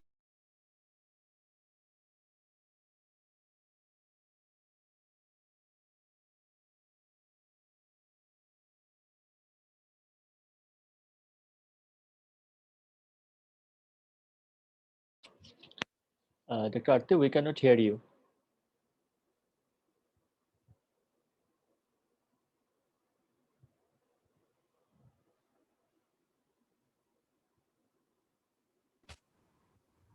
Am I audible now? Yeah, you're audible now. Thank you. I think there is an internet issue from my end. So the ideal capsular rexus should have at least 2 mm margin between the capsular rexus edge and the lens equator to adequately support the CTR. So coming to the stabilization of the capsular bag, if the zonular dysfunction involves a larger area, for instance, in the range of 3 to 6 clock hours, then the capsule must be supported during the surgery. So this can be done using flexible iris retractors strategically placed through the limbal stab incision to hook the rexus edge and support the bag. The disadvantage of this approach is that the hook ends can inadvertently tear the rexus edge. They also tend to bring the bag in more anterior plane, and sometimes in extreme subluxation, the lens itself can be in the anterior chamber. So the capsular hooks are actually better alternative, as they support the bag by its equator, not the capsule margin, and keep it distended, reducing the risk of aspiration of the bag equator as the lens material is evacuated. So yes, the capsular bag can be stabilized with Ahmed's capsular tension segment by hooking the fixation aisle. So the best way to stabilize a compromised capsular bag is to place a capsular tension ring. This approach maintains an expanded capsular bag, supports the zonular apparatus, and can facilitate the safe phacoemulsification. The main question is when to place the CTR. Some surgeons prefer to put it in early so that the weak bag is supported from the beginning. However, putting the CTR in with the lens still in the bag is challenging.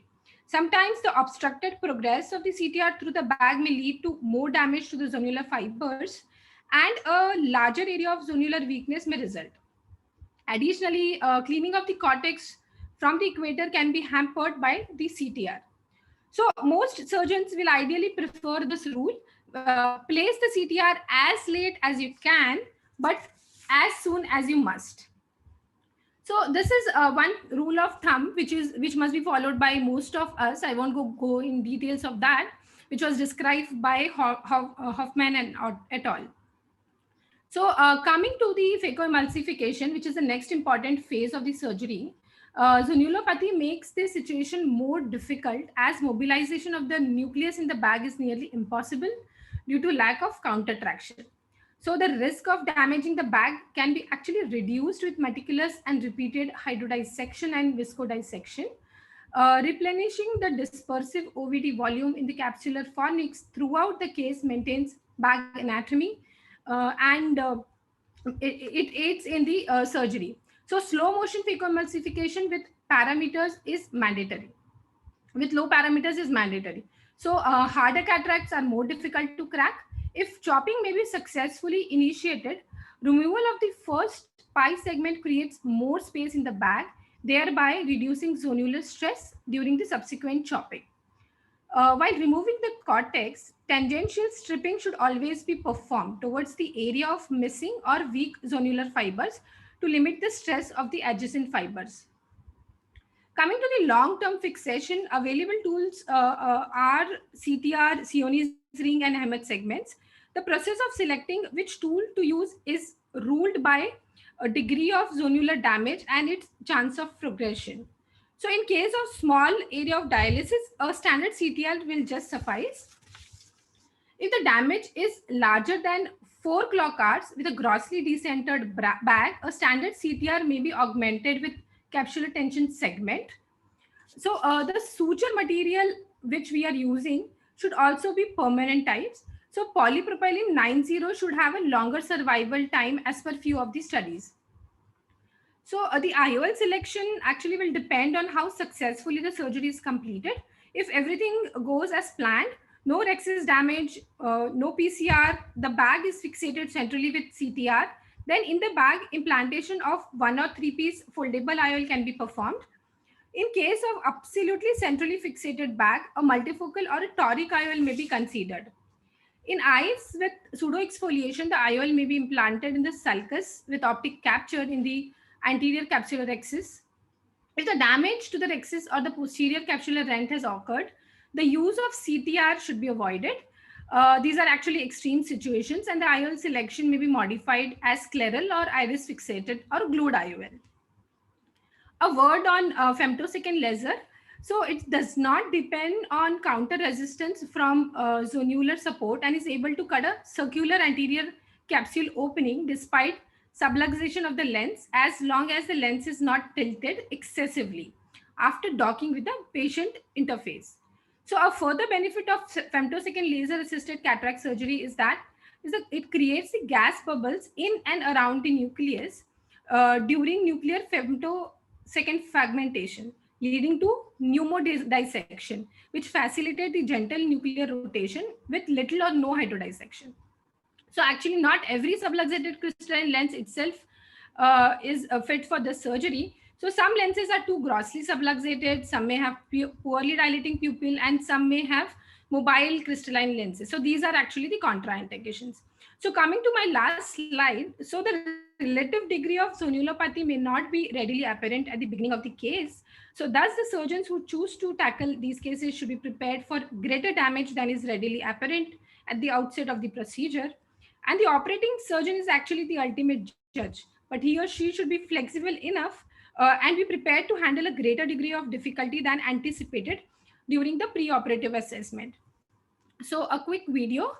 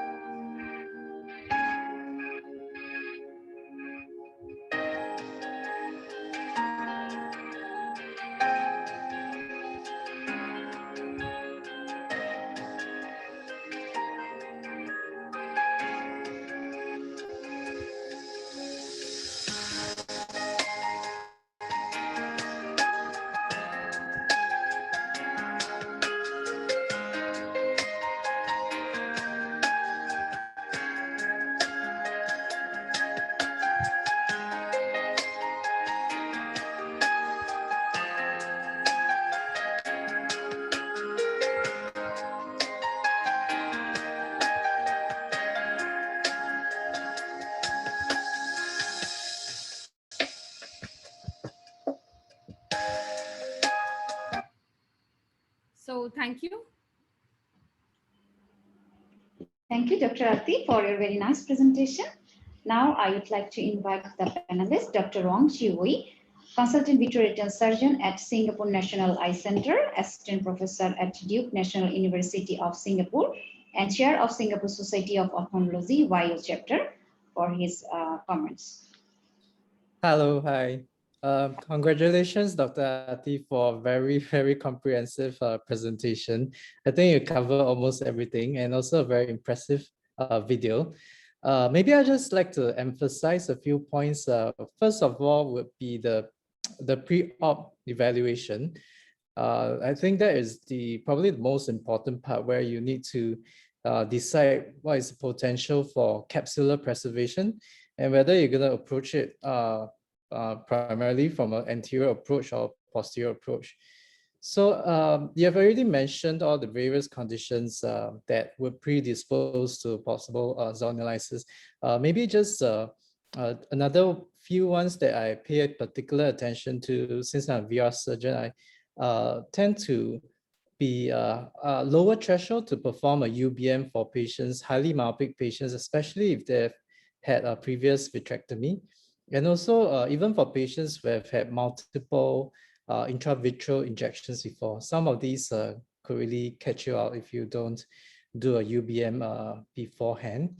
I agree with the use of femtosecond laser to reduce zonular stress when you perform the capsular rhexis, or even when for fragmentation of the nucleus. That is quite a nice way to do the surgery and make it easier for yourself. But only if the cataract is well centered enough to do so.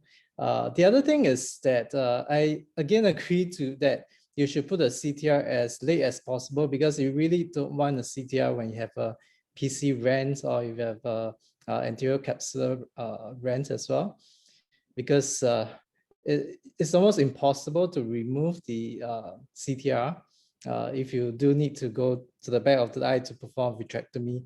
And you never know when the CTR may eventually erode through the back and drop to the back of the eye and cause a retinal detachment. But other than that, I think, yeah, you've covered everything. It's a fantastic presentation. Thank you. Thank you so much. Thank you for your nice comments, sir.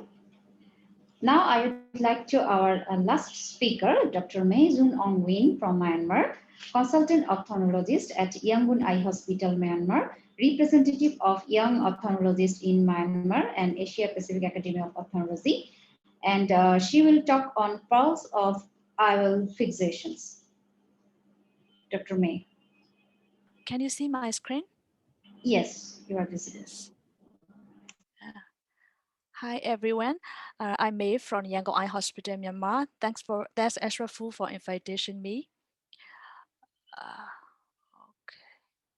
So my talk is pulse for IOL physicians. There are different types of IOL physicians, mainly iris physician and scleral physicians. I will highlight about intrascleral haptic physician in this talk. Practicing with smaller eyes before operating on patient have a good result. There are different types of IOLs for IOL physician techniques.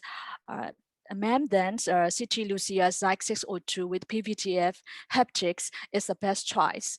But it is not available in my country, so I use AR40E from JJ. And in Yamani technique, ultra thin wall needle is essentials. You can use 27 or 30 gauge needles. And measuring white to white diameter is the mandatory steps. If the cornea diameter is more than 11 millimeter, you can go vertically and fix the haptics more anteriorly. It is important to ensure physician point 180 degrees apart. And now I like to highlight about the Yamani techniques.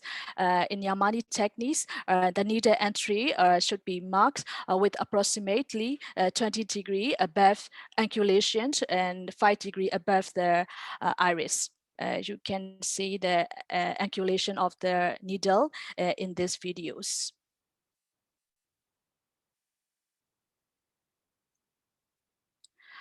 And the site of the central corneal incision is also important.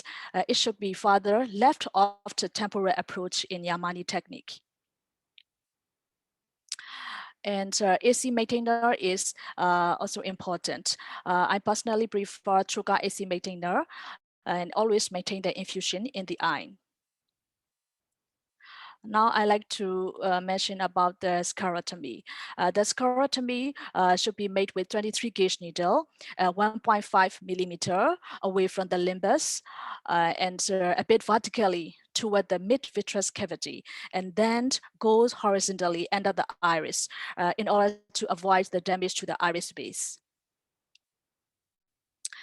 And in this video illustrated, you can see the the handshake techniques, and hold the tip of the haptics and do not crimp the end.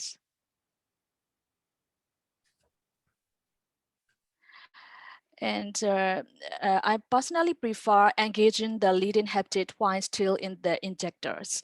It makes surgery easier.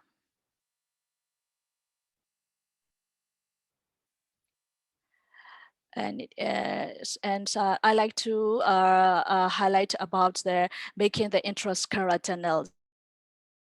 Make ensure tunnel should be at least half of the scleral thickness depth to avoid the haptic extrusion. And the 3 millimeter of the haptic should be inserted inside this intrascleral tunnels. You can tack and untack the haptic until the IOL is well centered. In this video, you can see making the intrascleral tunnel with the 23 gauge needle about 3 millimeter length, and the haptic should be inserted about 3 millimeter, and you can tack and untack. So this is the beauty of this technique. The anterior vitrectomy is also essential steps. The improper vitreous removal can lead to pupillary peaking and late retina attraction.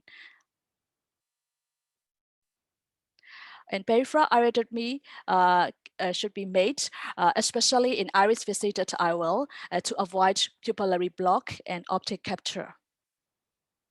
And pupilloplasty is also essential in dilated pupillary cases.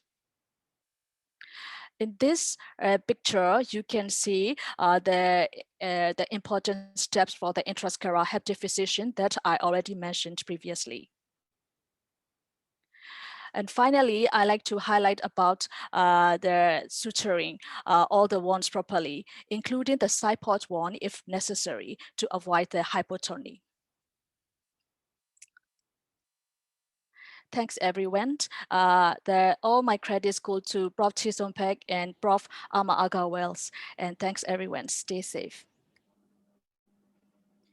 Thank you, Dr. May, for a very nice presentation. Now I'd like to invite the panelist, Dr. Abdul Rakib Tushar, former Secretary General of Bangladesh Society of Cataract and Refractive Surgeon, Associate Professor of Burden General Hospital, Bangladesh.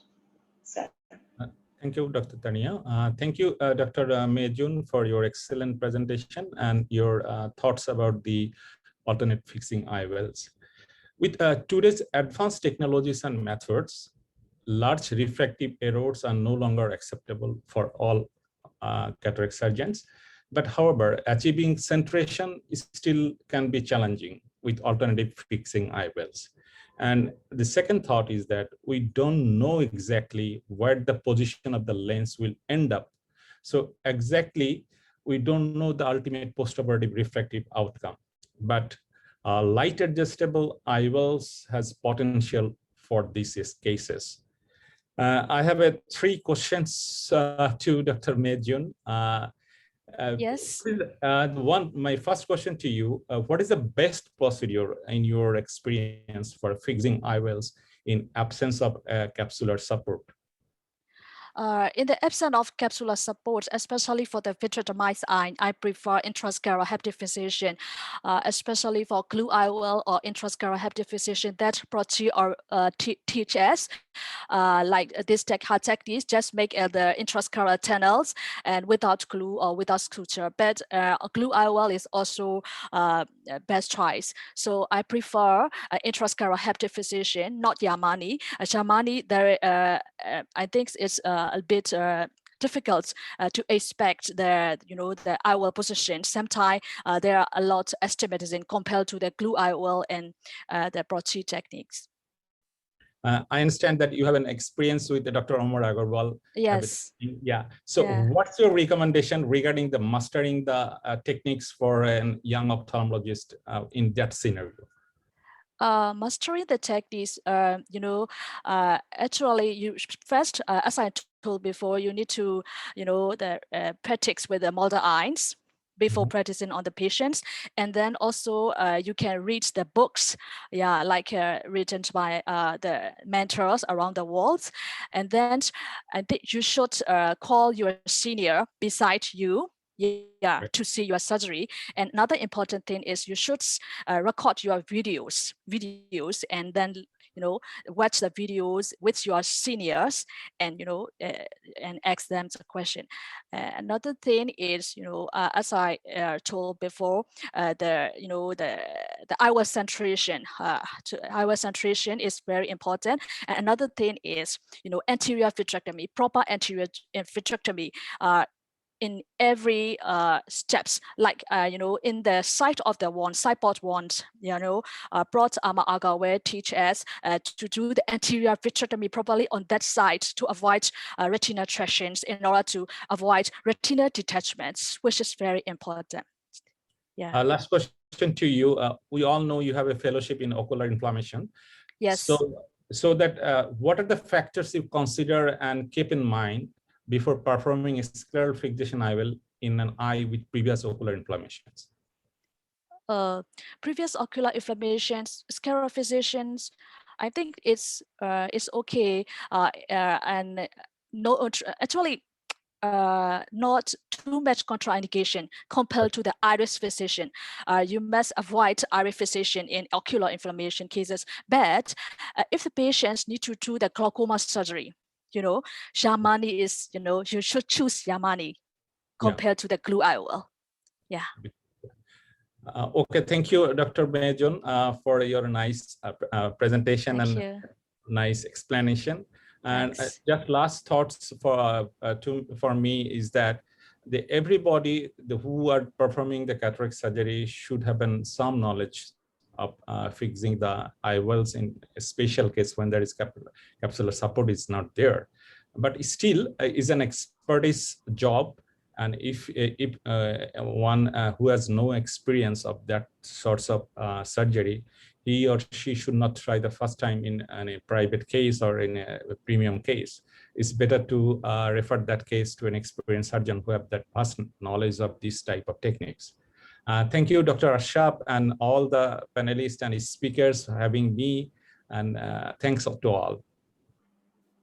Thank you, sir, for your very nice comment. I would like to thank all of our speakers for their very excellent presentation. Now the discussion part. Any of our speaker or panelists can ask any question to our speaker or any comments. So I have one question to Dr. Julie. Dr. Julie, are you here? So one question is that for the iris fixed IOL, how you choose the IOL power? What power you choose for this IOL?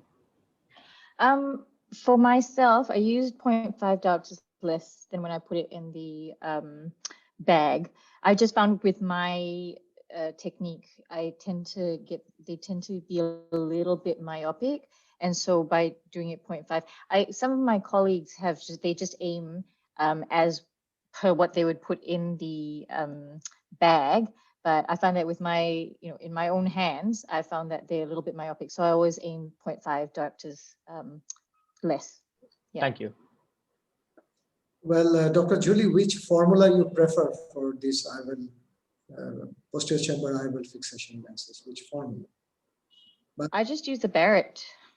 Okay, that's my preferred formula. Also, I personally use the Barrett TK formula, particularly for my routine cases and particularly for my historic IOL and also for the post-LBC cases, particularly the Barrett, TrueK, GK formulas. Yeah, I use the Barrett for pretty much everything. I mean, yeah, for TrueK and all that sort of thing. I just find it more accurate. I have a comment regarding this, the IOL power calculation regarding the iris fixation IOL. As we know, all the formulas are based on seems that the effective lens position in the back. So the effective position is just in the back.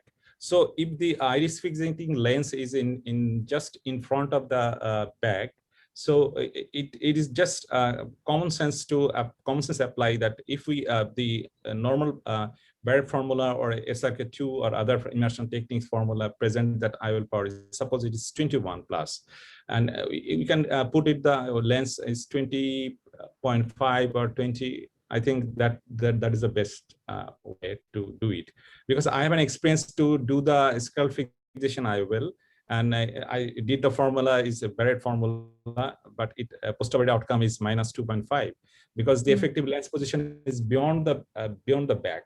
So the patient is postoperative is myopic.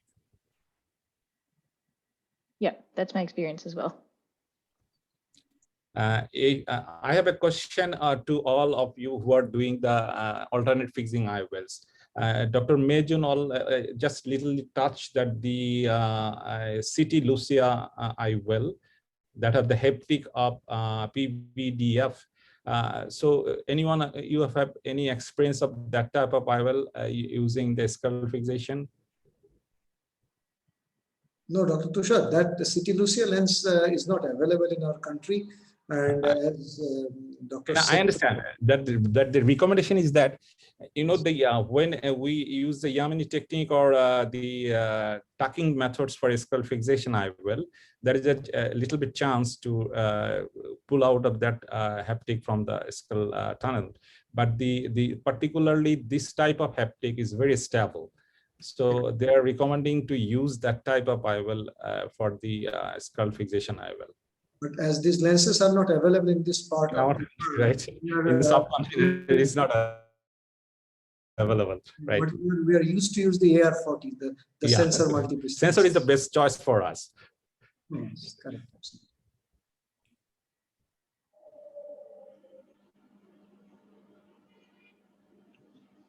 Is there any question for any of our speakers or panelists? Regarding the biometry, just about the iris claw lenses, I just want to add, because the initial was the anterior chamber iris claw lenses, whose A constant was 115, but the posterior chamber iris claw lenses, the A constant is 117 in optical biometry, but in ultrasound is 116. So again, these to know the A constant of the lens is also very, very important, what I meant to say. I want to add this point also.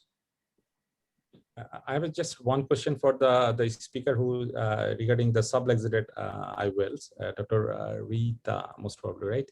Artihada. Are you there? Yeah, Dr. Arti is there. Yeah, so what's your opinion regarding the use of bimanual instead of coaxial irrigation aspiration for the cortical cleanup? Is there any advantage of bimanual over the coaxial one? I will say, sir, whichever works best in your hand, you should use that. So it's like no advantage of either using bimanual or coaxial over each other, but whichever works best for you. Okay, and the you are putting the CTR after cleaning the cortical matter, and then you put the IOL before putting the IOL, you introduce the CTR. Yeah. So that particular case, I did that, but it entirely depends on what situation you are facing on table. So I have put before as well, like before doing the cortical wash. If I feel that the bag is not stable or the subluxation is like more than 4 o'clock hours, I have even used that. Thank you. Can I add 2 important points to the subluxated cataract surgery? Please, please. Yeah, whenever you come out from the anterior chamber, you should inject viscoelastic every time. And another thing is you should make the main incision away from the subluxated area. These 2 points are, very important. Sudden shallowing of the anterior chamber, because that will ultimately lead to further zonular weakness. So you definitely want to avoid the chamber fluctuation. Yes, correct. I have a question to Dr. May.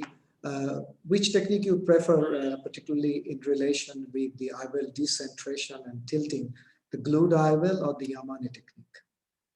If there is decenter IOLs, the IOL is the 3-piece IOLs, and about the post-op decentration. Post-op decentration. Yeah, I mean I prefer glue IOL technique compared to the Yamane technique. Yeah, because if the patients don't need to do the glaucoma surgery in the future, I prefer glue IOL techniques compared to Yamane techniques. Yeah, because in these techniques, you can tag and untag the haptics in the future as well. Yeah, I do agree with you. I have a question regarding the PPC, posterior polar cataract. So does anybody here do OCT for these patients? So anterior segment OCT sometimes can give you an idea whether there is dehiscence or not. So anybody has any experience or anybody has done any case study regarding this? Actually, in Bangladesh, we don't have any intraoperative OCT available right till now. It's not intraoperative. I was anterior segment OCT. Anterior segment OCT. Okay. Which you can do like in the pre-op workup. Yeah. Okay. So anybody has any experience regarding that? No, I don't have any. So actually, when I was a fellow, I've done few cases like that, and I just realized that not every case is actually presents with the defect. So if you do this in OCT, it might be a helping tool. It can save the time, so that you don't have to be too prepared for that. So this was just a comment. I don't know. I mean, I have to do really many cases to publish and then comment on that.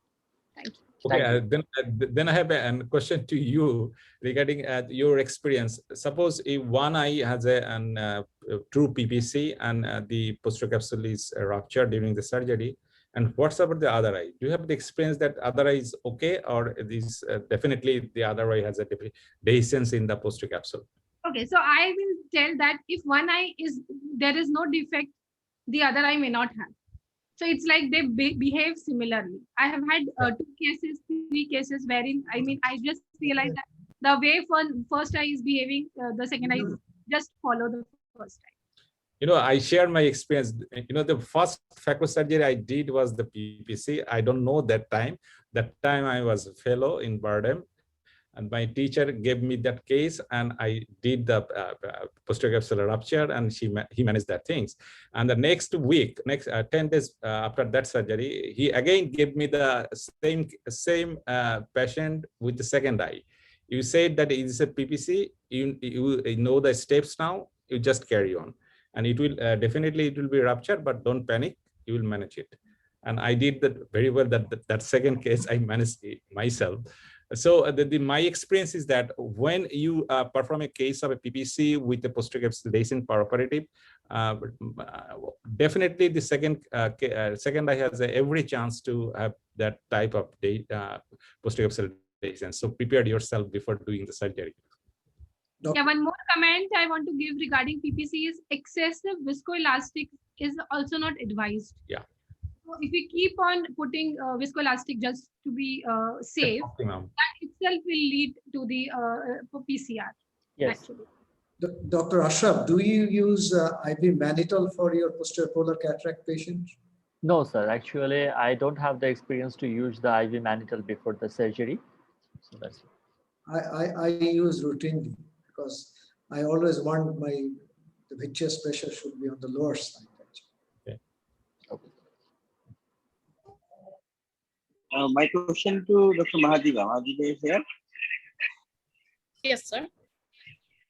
What do you do in leathery cataract? Leathery grade 4 or grade 5 cataract? My preferred technique is always phaco over SICS because I'm more comfortable with it. That's one thing. And what I do is two things to keep in mind. That number one is the proper parameter, and second is that, as I was showing, that the Vasavadasar's technique, that is the multi-layered chop, that works very well. So I've been using it for a long time. Most of the cases in black cataract, capsule is almost thin like paper. So in that case, there is a possibility of multiple chopping. You can make PCR or jonular research. In that case, what to do? Tough question what to do, and hopefully when we do it carefully, just hopefully that there is not a PCR, but if there is, then we unfortunately we have to manage it accordingly. In grade 5 cataract, I think SICS is one of the option, maybe one option, good option. So one thing in my observation that if the machine also the factor, if you have the Centurion, if you have Infinity, you can go with the hard cataract, most of the hard cataracts. But if you have the little bit like other machines, it's a little bit difficult to go with the hard cataracts. Dr. Julie, one lens we have not discussed about today, that's the posterior chamber iris claw lenses. So do you have any experience of using these lenses, and or where this iris fixation lens, the importance of this lens lies? We have not had this available at our center for many years, not since I was a resident, because I think Prof. Chi used a series of them and wasn't happy with them, and so they just haven't ordered them in. So I have not had any experience with them. Yeah, but I've seen, I mean, on observation at other centers, I've seen them being done. It looks really elegant. It'd be nice to perhaps try them myself as well. Yeah. But yeah, I think because Prof. Chi decided, we're not going to use them. So actually, the anterior chamber, these iris claw lenses, they're the highest chances of these endothelial cell loss. But as this is in the moreover in the posterior chamber, moreover towards the natural position of the eye wells, but there are about 8.7% of the chances of de-enclavation of these posterior chamber iris claw lenses.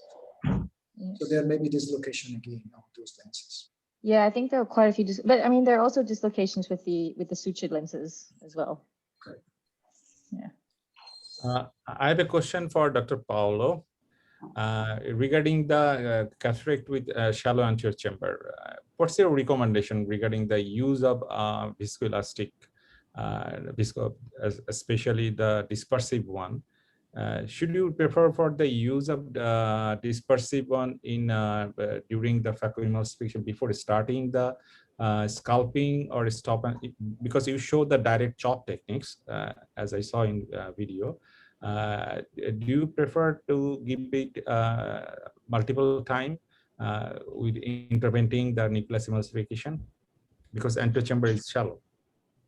For these cases, that when you have your shallow chambers, what I usually do now is that I use first a cohesive viscoelastic to sort of dilate, keep that iris sort of in the periphery.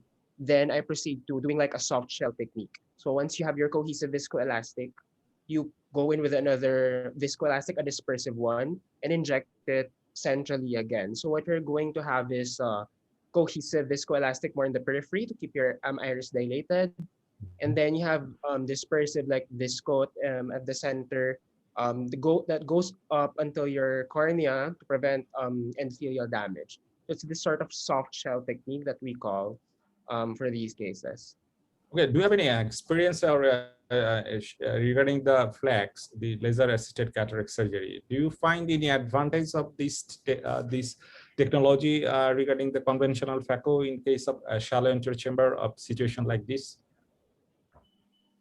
Sorry, did you mean femtosecond laser? Yeah, femtosecond. Yeah, flex.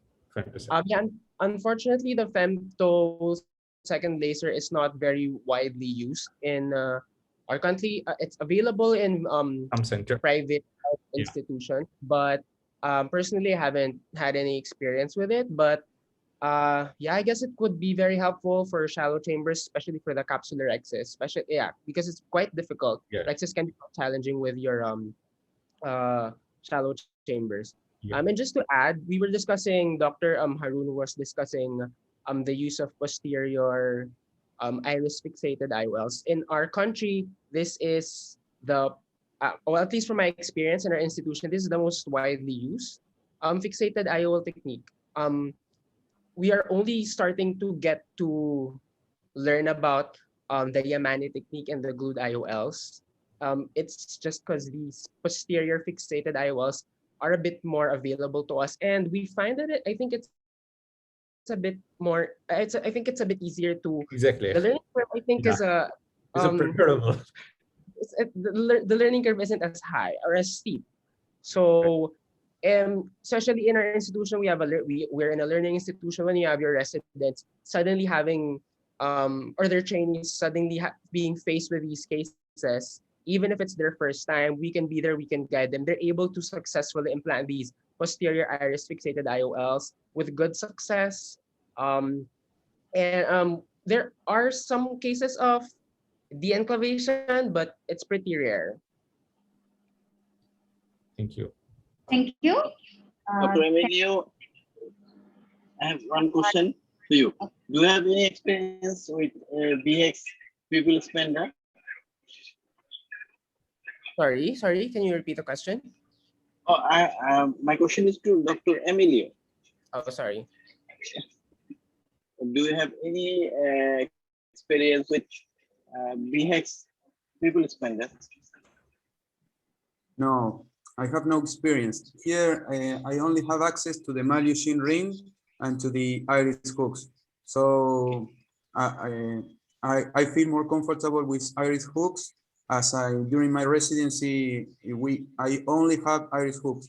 Then in the private practice, I have access to the Malyushin ring, but I stay feeling comfortable with the hooks. So when I have a complex case, I do with what I feel comfortable. Dr. Paulo? Yeah, we have the similar case with Dr. Emilio. We use iris hooks. Even the Malyugan ring is not very available in our country, in our institution. I have a question to Dr. Mahajiba Chaudhuri. Have you any experience to do femtolaser in case of hard cataract, where it is too easy to fragmentation than direct chop or otherwise? Have you any experience? Thank you, sir. I have actually very few experience, but one thing is I had the chance to do a grade 4 femto. So what happens is it makes the division much easier. So definitely if femto is there and if the patient is willing to take it, then definitely femto is a good option, sir. But for young surgeons like me, what happens is patient doesn't want to spend so much and do it. So I usually tend not to do femto. What setup you are using, like that 4 quadrant, 6 or multiple small quadrant, Yes. which are better to do fragmentation? I used the 6 quadrant. Right. Then I made it smaller. Nazeva, what strategy you take when you find a very high intralenticular pressure, having little bit of hypermature component with the hard cataract in the rexes? How do you tackle the situation? Thank you, sir. So for if I'm thinking that the AC is shallow, or if I'm thinking that maybe the pressure will be high, one thing I do is I give the patient acetazolamide beforehand. 2 hours prior to surgery. This is one thing. And second is, if I'm seeing that the rexis might have a tendency to run out, I opt for a double rexis. Correct. Thank you. Thank you very much. Thank you. Thank you, Dr. Ashraf, for arranging such a nice webinar of young ophthalmologists. We learned a lot, and thank you. Thanks, Bangladesh Young Ophthalmologists Society for arranging such an event. Thank you, all. sir. Dr. Tania. Thank you everyone for being with us. Now I would like to invite our chief patron, Professor Abha Hussain, madam, for her comments about the webinar. Right. This is an amazing session, really. And the last question answered, nobody from the participant, only the speaker and the panelists. So interactive session that really wonderful, wonderful. I was thinking that I will get some time to just sum up all the speakers and all the panelists, what they said, but now it is almost 10:30 and it will not be wise to take much time. I will be in very short and I will make it only my heartiest congratulations and thanks to you. So I would like to say this thing individually according to the speaker number 1 to number 7, as because there are 7 speakers and there are 7 panelists and 1 moderator, very excellent moderator. She done it very nicely. And one thing I would like to just inform you, all the panelists and all the speaker, that BIOS is established on 17th September 2020. That means just 6 days after it will be 7 months. And within these 7 months, they did so many, lot of things. And the panelists who are the first time come here, they can understand that what the young generation are doing. I'm so much happy with them and thinking that my age is decreasing when I am with them. And when I am alone or otherwise engaged, I am feeling that I am really older, so much. So the first speaker, I will not take much time. The first speaker, Dr. Polo Nico, the cataract surgery in narrow angle glaucoma, really, it is very, very difficult situation. Narrow angle glaucoma, everybody knows that the antechamber is very shallow and to do the capsulorhexis is very challenging, but he did it very nice way. And Dr. Mustaq, panelist, he also explained how it will be easier to do this cataract surgery in narrow angle glaucoma. So thank you so much, speaker Dr. Polo. He's from Philippine, and we had Philippine Society of Young Ophthalmologists, the webinar some month back. So thank you so much, both of you. Next speaker is Dr. Emilio from Argentina and managing the small people. This is another important and another challenging case. For a small people, it will be very difficult. And he has elaborately explained what are the conditions where the small people are there and how it is possible to do. And now he has answered also that he's very much comfortable with the iris hoop.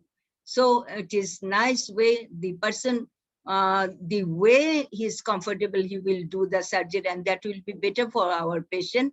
And so the patient, when happy, the surgeons are much more happy. So the panelist is Dr. Shaukat Kobir. He also said that this is very challenging, and this is how we can do easier way in case of small people. So this is thank you so much, Dr. Emilio and Dr. Shaukat Kobir. I will not go in details as I want to say much more, but this is not the time. Again, I am telling that. Next speaker is Dr. Majiba. Really excellent.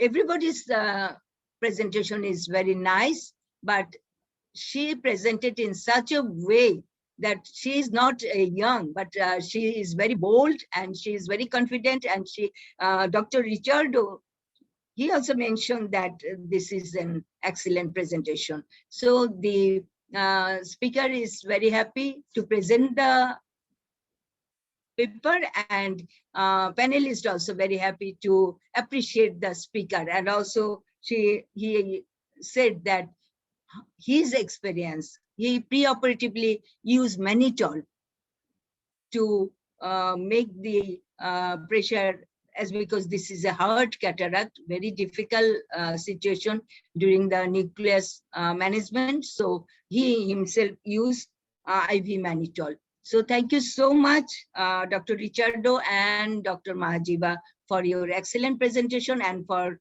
the panelist comment. Thank you. The fourth speaker is Dr. Ashraful Haq, posterior polar cataract, another very difficult situation. And he so nicely, elaborately presented that pre-operative counseling is very, very important, as because nobody knows what will happen to the posterior polar, whether he can completely clear it, or later on there will be laser, or other management is essential. So this is another important and very, very difficult situation. So Dr. Ashley Barnsell, she also very nicely said her experience and how easier to manage this posterior polar cataract. So thank you, Ashraf. And Ashraf is the president of Bangladesh Young Ophthalmologists Society, everybody knows. So I congratulate again Bangladesh Young Ophthalmologists Society and Dr. Ashley for her nice comment. Next speaker, fifth speaker is Dr. Julie from Singapore, and another one. Every topic is so nice, so just think of it that one after another, everything is very important, very special, very complicated, and very challenging. That iris fixed IOL, her experience, and by this time she has answered also so many questions and very nicely. So Dr. Harunur Rashid also very nicely said that aphakia, of course it is a very curse. Of course, initially what happened in Bangladesh, it was only aphakia, and given the spectacle. And one thing I can still remember in my residential period, at that time, one patient came to me, and not came to me after the situation arose, then he came to me. What happened, he just after long, when he could not see, after surgery he can see, and went to the market to buy the fish, and he buy the fish, that is the Bengali people can understand that well, shingmach, and he said that to his wife that I have buy a very magur mas, and it is very thick and very nice fish. So he said that it is very cheap. How is it possible that New Market is so, the person who is selling it, they gave me so cheaper rate? And then he just drop it all the fish, and it was just alive all. And wife said, what you are telling, it's all are lean and thin and smaller size, and you are saying that it is very thick and very bigger one. He said, yes, very much conflicting condition, that yes, it is very bigger one, and I am very gainer, as because he gave me a very cheaper price. And ultimately what he said, that his spectacle he take off and see with his own eye the patient, and can realize, no, it is not that. That means 33% magnification. And that was the thing. And after that, IOL has come in Bangladesh. From the first IOL, that is in 1985, Orbis plane came to Dhaka, And at that time, some IOL has given to NIO, but that is very limited. Next, 88, and then onwards, IOL is practicing in Bangladesh. So it is a long history, and now how the young generation, they are the person, they are just managing all the difficult and all the challenging cases. Thank you so much. So this is Harun Rashid. He has nicely and very his experience he shared, and also Dr. Julie has nicely presented. So thank you so much, Julie and Dr. Harun Rashid. The sixth speaker, Dr. Arti Heza. Arati has very nicely, very elaborately, very illuminating presentation, but the session, the question answer session was much more what I said, that every panelist and every speaker, all are very much, Dr. Tushar asked so many questions to so many panelists and also to the speaker. So thank you, Aruti, for your so nice, and it is very difficult situation, of course, managing the subluxated cataract. So you have shown nicely how you done it, and the counseling is very important. Of course, counseling is very important. Nobody knows where the CTR ring will go, and you how much you are can give the patients the vision, and everything is fine and okay. So it is very, very important for the patient to counsel. And also Dr. Wang T.Y. for your excellent comments on this Aruti's presentation. Thank you so much, Dr. Aruti and Dr. Wang. And the last but not the least, Dr. May June. Its name is so nice, May June. So congratulations, May June.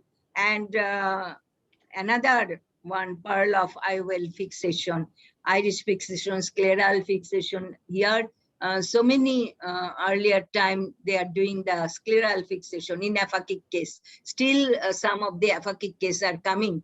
But nowadays, no aphakia and no only intracapsular cataract extraction, nothing else. All are pseudophakic person are coming. So other complication maybe there, maybe retinal detachment, as some of you have told that there might be retinal detachment also. And vitreoretinal surgeon should be near site where required to do the surgery. When the lens drop down and nucleus fragment drop down, everywhere vitreoretinal surgeon are helping us. So the panelist Abdul Rakib Tushar, and Tushar is very much from the very beginning of his career, he is very, very energetic and very confidently doing all this surgery. And everybody's, if residential job or after that just beginner, if you asked, some thing will come out, but now everybody is very confident and very static and very nice. And I think I am very proud of my surgeon, my young generation, and also the panelists. They are not the younger, they are the mid-level, not old, not young, but in between, just breeze, young and but they are the best surgeon of Bangladesh, and they can represent themselves globally. I can say this thing repeatedly, as because everywhere, all the presentation here, they presented not only Bangladesh, but all over the world. There are American Academy, there are Pan American Association of Ophthalmologists, and APO, all are there. So Singapore, Argentina, Brazil, all are here, and including Bangladesh. So nobody is bigger, and nobody is not doing anything, not that. All are equal. I think so. And everybody is globally, you can represent, and everywhere you are presenting your paper. So I should say the Bangladesh Young Ophthalmologist Society is doing very good, and you, the participant who are coming here and joining here and presented, your society are also doing very good thing. So in this way, we'll collaborate and we'll exchange, share our knowledge and skillness, confidency, surgery, technique, all this we can share, and we are very happy. And last, I would like to say that our special guest was very busy, as because I'm so proud of him, as because he is my student, and he is the first ever ophthalmologist who became the Vice Chancellor of Bangabandhu Sheikh Mujib Medical University, as because from the inception of this university, there are so many Vice Chancellor, all are either medicine professor or pathology or neuro surgery or ENT like this, but none of them are ophthalmologists. So he's the first ever ophthalmologist, and we are so proud. Everybody is proud of him, and he's very busy from the morning till night, and he's every day he has some television talk also, later night also. So busy person. He agreed to come here, and he's the patron of this society. He is the president of Ophthalmological Society of Bangladesh. We are proud of him. So thank you so very much, everybody. And I think Dr.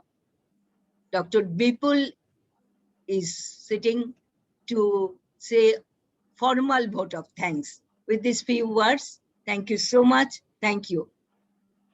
Thank you, madam, for always being with us and inspire us. We are wishing your good health always. Thank you so much. I think Dr. Bipul is not with us today. So I'd like to invite Dr. Ashraful Haq, President, Bangladesh Young Ophthalmologists Society, for concluding this webinar. Thank you. Thank you, everyone. Thank you for joining the session. And thank you, everyone. Thank you for joining the session. We are very much grateful to you all, and hopefully we will be keep in touch. Thank you for joining. And as I told, this is an international webinar series, and definitely I hope we will get you in our next subspecialty webinar. Thank you very much. Thank you all. Thank you. Thank you. Thank you. Bye. Thank you. Goodbye. Stay safe.